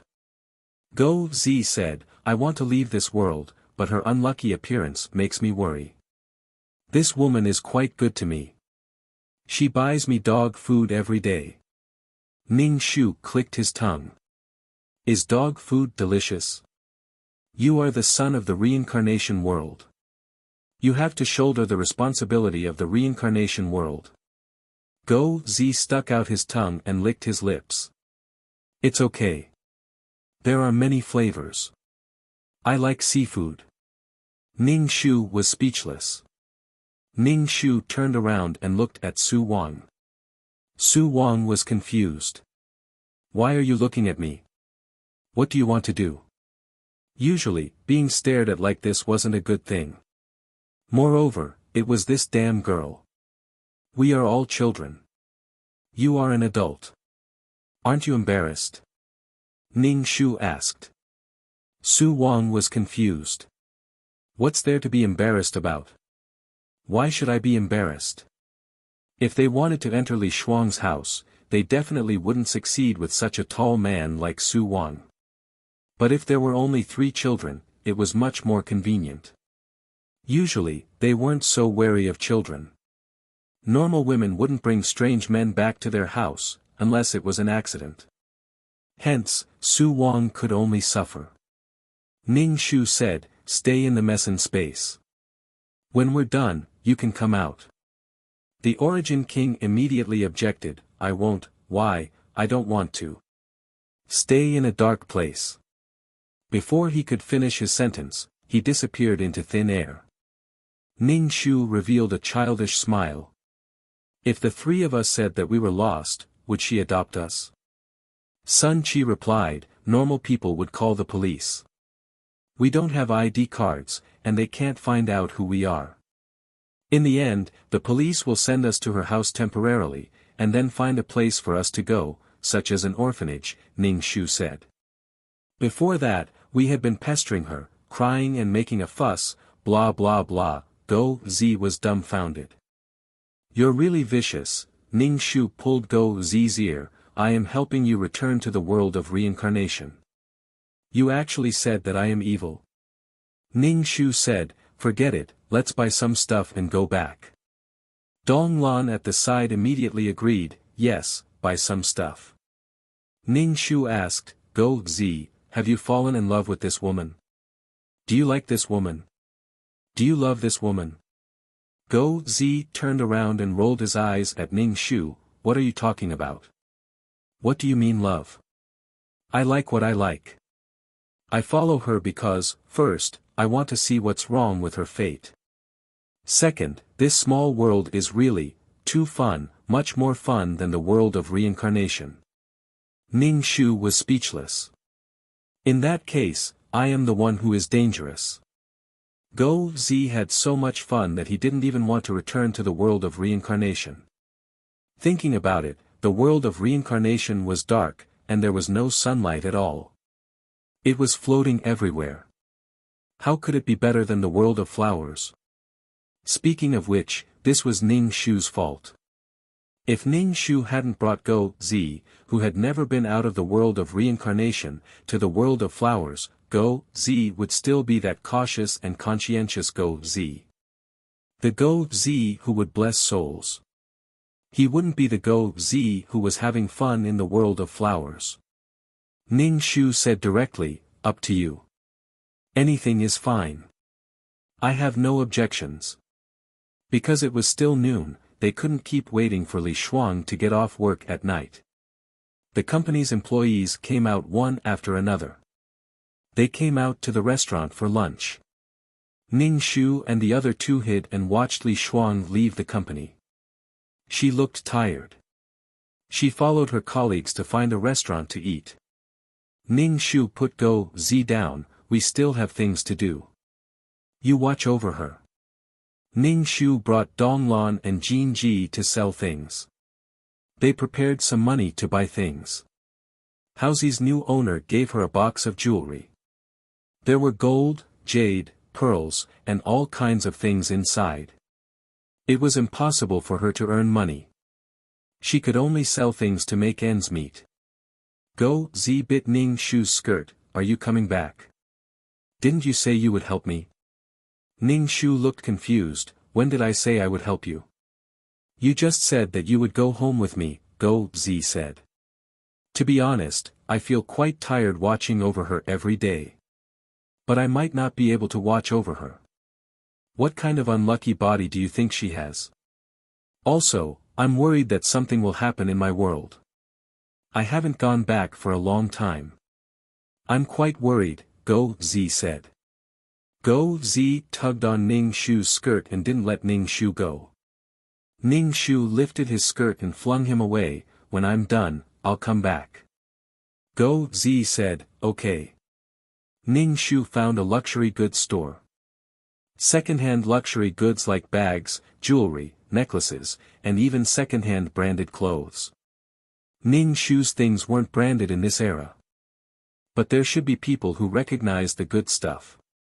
Ning Shu took out jade and some head ornaments. He said that they were his family heirlooms. He didn't have money so he took them out to sell. These things didn't have any branded labels on them. But they were real. Of course, the selling price dropped a little. Ning Shu asked for cash and kept the stacks of money. Dong Lan looked at Ning Shu in confusion. She couldn't help but ask, why are you so familiar with this? Ning Shu said, I was from a small world, so I'm familiar with its rules. Dong Lan was even more confused. What was a person from a small world? What is the use of this? She looked at the paper in Ning Shu's hand. She didn't recognize the paper and felt that everything was really foreign and weird. Ning Shu flung the banknotes aside. This thing can let you have something that smells good. Dong Lan immediately grabbed Ning Shu's arm, if you can give me something nice, I will exchange it with you.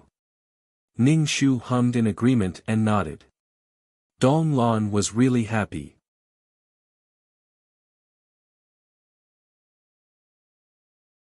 Chapter 4076. Then, the group went to buy things. Ning Shu brought them into the shopping mall and started to build. They bought all kinds of daily necessities and even bought the best perfume for Dong Lan. Dong Lan took the perfume and sprayed it on herself. In an instant, half a bottle of perfume was gone. The smell was unbearable. Ning Shu didn't even have time to say anything. Tears came out of his eyes and he kept sneezing. This was too scary. Because it was too fragrant, everywhere Dong Lan went, there was a vacuum. The passers-by pointed at her and whispered. Ning Shu told Dong Lan to spray less. She didn't have to pour bottles of perfume on herself. Just a little would make her smell good. After finding a washroom, Ning Shu let Dong Lan take a bath and change her clothes. Only then did the pungent smell on her body dissipate.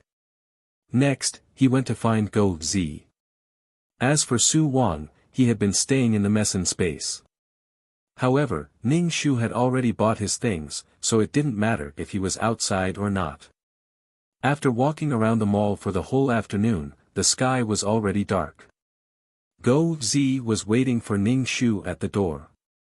Li Shuang, who was in the house, shouted, "Black Ball, come in quickly. Don't stay outside."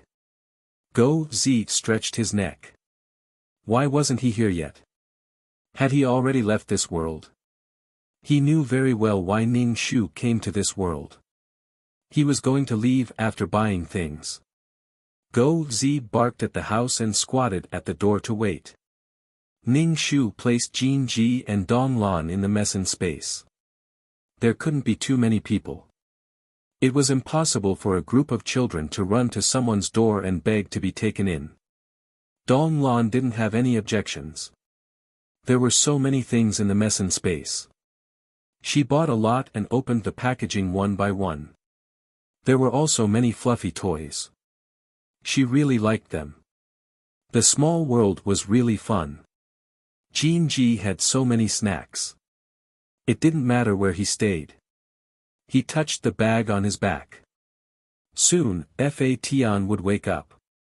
Ning Shu came to Li Shuang's apartment. It was a one-bedroom apartment and the rent wasn't cheap. In short, as a single lady, Li Shuang didn't have a good life. In particular, her special scum absorption physique made her life indescribably tiring. When Go Zi saw Ning Shu, he wagged his tail crazily and stuck out his tongue. Ning Shu reached out and hugged the dog. They sat on the stairs. Li Shuang called the black ball for a while, but the dog didn't come in. She came out to take a look. She saw a little girl hugging her black ball and sitting on the stairs with a pitiful look. Li Shuang squatted down and asked, "Little friend, it's so late. Aren't you going home yet?" Ning Shu said, "I'm here to look for my relatives. This is the address they gave me, but they moved away. I can't find them. I have nowhere to go at night. Sister, don't chase me away. I'll stay here by the stairs. I'll leave at dawn tomorrow." Li Shuang thought she didn't know what to say. Li Shuang was a very compassionate person. She couldn't just ignore it. If Ning Shu was an adult man, she definitely wouldn't meddle in his business. After all, Li Shuang had suffered too much at the hands of men. She was always taken advantage of. But this was a child, and a little girl at that. Naturally, her vigilance was weakened. She asked, "Do you have your relative's phone number? I'll call them for you." Ning Shu shook his head. "Yes, but I can't get through." "Sob sob sob sob," Li Shuang said. "Don't cry." She looked at Ning Shu crying on Go Zi's body and didn't know what to do. "How about I call the police for you?" Ning Shu's nose was red. "Okay, but I'll have to trouble you to take a statement with me." Li Shuang was speechless. She was exhausted after a day of work. She had to go to the police station and go to work the next morning. Just thinking about it made Li Shuang extremely tired. Of course, if the other party was a man, she would just close the door and leave him to die. Ning Shu said, "Sister, don't worry about me. I'll rest in the stairwell for the night. I'll leave tomorrow morning. Don't chase me away. I promise I won't disturb you." Li Shuang said, "Where's your family? Why are you here alone?" Ning Shu said, "I don't have any family left. That's why I'm here." Li Shuang said, "You're leaving tomorrow morning?" Ning Shu nodded. "Yes, I'm leaving tomorrow morning." Li Shuang hesitated. She turned to Li Shuang and said, "Then you can go in. You can leave tomorrow morning." Ning Shu was pleasantly surprised. "Really? Thank you, sister. You're really a good person. You're beautiful and kind." Li Shuang listened to Ning Shu's flattery. She couldn't help but shake her head and close the door. Ning Shu looked at Li Shuang's house. It was very small, but there was enough space for Li Shuang and her cat. It was quite clean. Li Shuang opened the fridge. "Are you hungry? Do you want to eat something?" Ning Shu nodded and said with a smile, "Thank you, sister.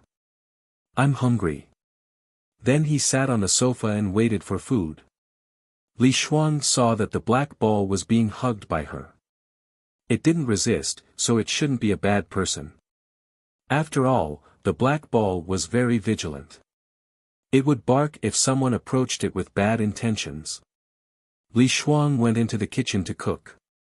Ning Shu said to the black ball, "So your name is Black Ball. This name is really appropriate." "It was pitch black, pitch black. That's not my name. That woman called me that without permission," the dog retorted. Ning Shu felt that at least the name Black Ball sounded better than the dog. Li Shuang cooked a bowl of noodles for Ning Shu. There was a poached egg in the middle. The edges were a little brown.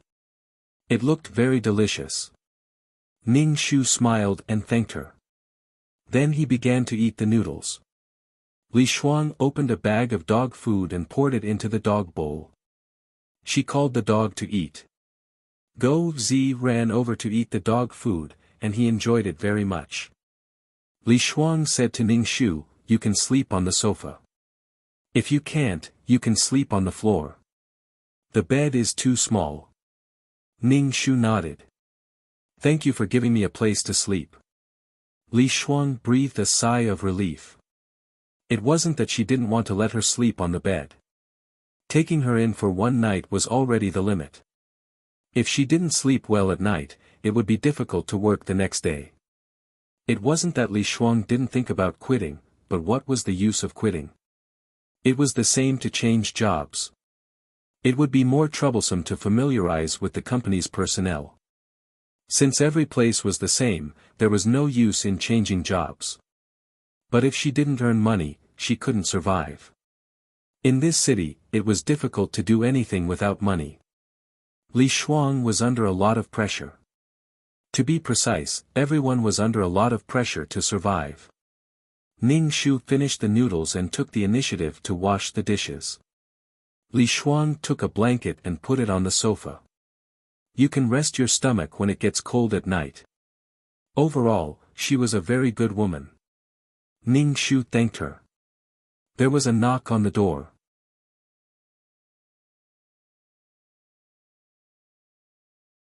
Chapter 4078. Ning Shu saw Go Zi's mouth full of fur and threw it away, causing her to be covered in dog fur. Go Zi entered the room and jumped onto the bed to sleep with her poop picker. She didn't care about Ning Shu. Li Shuang hugged Go Zi in her arms and yawned while working. Go Zi licked Li Shuang to comfort her. Li Shuang rubbed Go Zi and continued working. It was so tough. Ning Shu slept soundly. He didn't have any psychological burden at all. He slept very soundly. When he woke up, the sky was already bright. There were rumbling sounds in the kitchen. Ning Shu got up and saw Li Shuang with disheveled hair messing around in the kitchen. Seeing the dark circles under Li Shuang's eyes, Ning Shu asked, "Did you stay up late?" "No, I slept. I just had a little insomnia. Everything else is fine." Ning Shu was speechless. It wasn't easy for young people nowadays. Insomnia, hair loss, sub-health, no money, no love. Looking at her haggard appearance, Ning Shu thought that she had stayed up the whole night. Li Shuang touched her face. "Do I look a little haggard?" "It's okay, I'll put on some makeup. Makeup could save lives." "I'm staying. The porridge is in the pot. Go and find your relatives after you eat." She went into the room. Ning Shu thanked her and started to scoop the rice. He also scooped a bowl for Li Shuang to cool down. Ning Shu took out $200 from his pocket and placed it on the table. When Li Shuang came out, she was already a high-spirited white-collar lady. She looked good with makeup and didn't look haggard at all. She was wearing an office lady's suit and smelled good. She sat down and was surprised when she saw the money. She returned the money to Ning Shu. "You don't have to give me money. Keep it for yourself. You still have to find your relatives." "Thank you for your kindness, but I still have to give you what you should," Ning Shu said. "My parents left me some money. Although it wasn't much, he had to clean it up. You're just a child. No matter how much money you have, it won't work. Keep it for yourself." "I don't need your money." Ning Shu nodded. Yes, he was still a child who weighed less than 200 kilograms. Ning Shu went out with Li Shuang. Li Shuang closed the doors and windows. As for Guzi, he was naturally locked up at home. The house couldn't keep the dog in. After living with the dog for a year, Li Shuang still hadn't realized that the dog wasn't at home most of the time. When he returned home, he only saw Go Zi waiting obediently at home. The dog food in the dog bowl had also been finished. There were no elevators in the neighborhood, so they could only take the stairs. At the bottom of the stairs, they met the landlord who was going out. When the landlord saw Li Shuang, he tried to curry favor with her by saying, "Going to work." He was very close to her. She could smell his stench, which was very oily. Ning Shu covered his nose and said, "Uncle, don't you brush your teeth when you go out? It's so smelly. Be more careful." The landlord's face twitched. He was embarrassed in front of a beautiful woman. He glared at him and said to Li Shuang, "I only rented this house to you. What's wrong with this kid? Didn't we agree that you were the only one who rented it?" Li Shuang said directly, "She's my relative's child. You rented it to me. Why do you care how many people I have in the house? I didn't shortchange you." Then, she dragged Ning Shu away. The landlord was so angry that he cursed and said some unsightly things. Li Shuang dragged him away and said, "Don't listen to him. This kind of person has no manners. They're like mud. Once you touch them, you can't wash them off. You can't argue with them." Li Shuang was already used to it. If it had been when she had just entered society, she wouldn't have been able to stand it. Now that she was strong, it could be said that she was numb. She couldn't be bothered. She wouldn't be able to get anything out of it.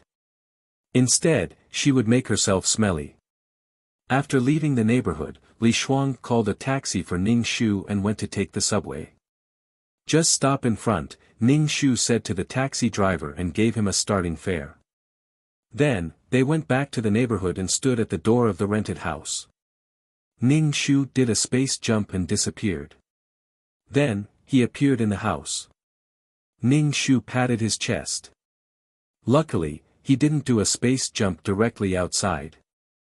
Otherwise, he wouldn't have been able to jump home. He might have suddenly appeared in midair. It was too dangerous. There were so many people coming and going. Go Zi wagged his tail and walked in front of Ning Shu. "What should we do now? Let's discuss a strategy." Ning Shu scratched his head. It was still the same sentence. Li Shuang's life wasn't so bad that she couldn't live. She could compromise, she could be helpless. Everyone had it. They had the capital to suffer less. She didn't encounter any problems. This was the helplessness of life. Speaking of helplessness, Ning Shu was helpless. He had been beaten up not long ago. This was the helplessness of having no power. Go Zi stuck out his tongue and said, I don't know what to say, but I feel that there's a problem. Can you see her destiny? Ning Shu nodded. I can see it. On the contrary, her destiny is not bad. There's red, which means that she will be rich in the future. Go Zi jumped. No, you only see the red. Don't you see the black silk? Ning Shu said. I don't see it. There's only red light in my eyes. There's only money. Money has blinded my eyes. Go Zi was speechless. Fuck you. Ning Shu and Go Zi went out and strolled around Li Shuang's company. Ning Shu ate snacks and stroked Go Zi as he watched Li Shuang work hard. Li Shuang wasn't old. What she did in the company was tedious and didn't require much skill. The company's employees reported the accounts. The core things couldn't be touched. Of course, her status wasn't high. Half a day of work was tiring. Go Zi said, do you see it? Ning Shu asked, see what? Of course, look at the black silk on top of her head. It's getting thicker, Go Zi said. Ning Shu observed Li Shuang carefully. He realized that there were indeed black intertwining in her luck. Ning Shu pondered for a while. It means that her road to wealth isn't smooth. When it was time to get off work in the evening, Ning Shu and Go Zi hurried home. Of course, Ning Shu couldn't enter the house. He sat on the stairs and dripped eye drops into his eyes. He listened to the footsteps upstairs. Ning Shu started to cry. Li Shuang dragged her tired body home. Seeing the person at the door, she walked over helplessly. Why are you back? Ning Shu said, my relatives don't care about me at all. They chased me out and said that it's fine. I have another relative overseas. I can't contact her for now. Ning Shu said all kinds of things. Can you take me in for a while? Just for a month. I'll contact my relatives overseas. I'll pay you rent. Ning Shu took out a stack of money. It was about $2,000. Li Shuang's head hurt. She opened the door. Come in and talk. Ning Shu went into the house. Go Zi was wagging his tail crazily. Li Shuang put down her bag. You really want to rent with me? She felt helpless to rent with a kid. You're tuning into the Han Li's Wuxia Adventures YouTube channel. We're so grateful for your support and don't forget to subscribe to join us on this incredible journey through captivating stories. Your generosity through donations truly makes a world of difference, as it's the primary source of revenue that allows me to expand and enhance this channel for you. Thank you from the bottom of my heart for being a part of this adventure.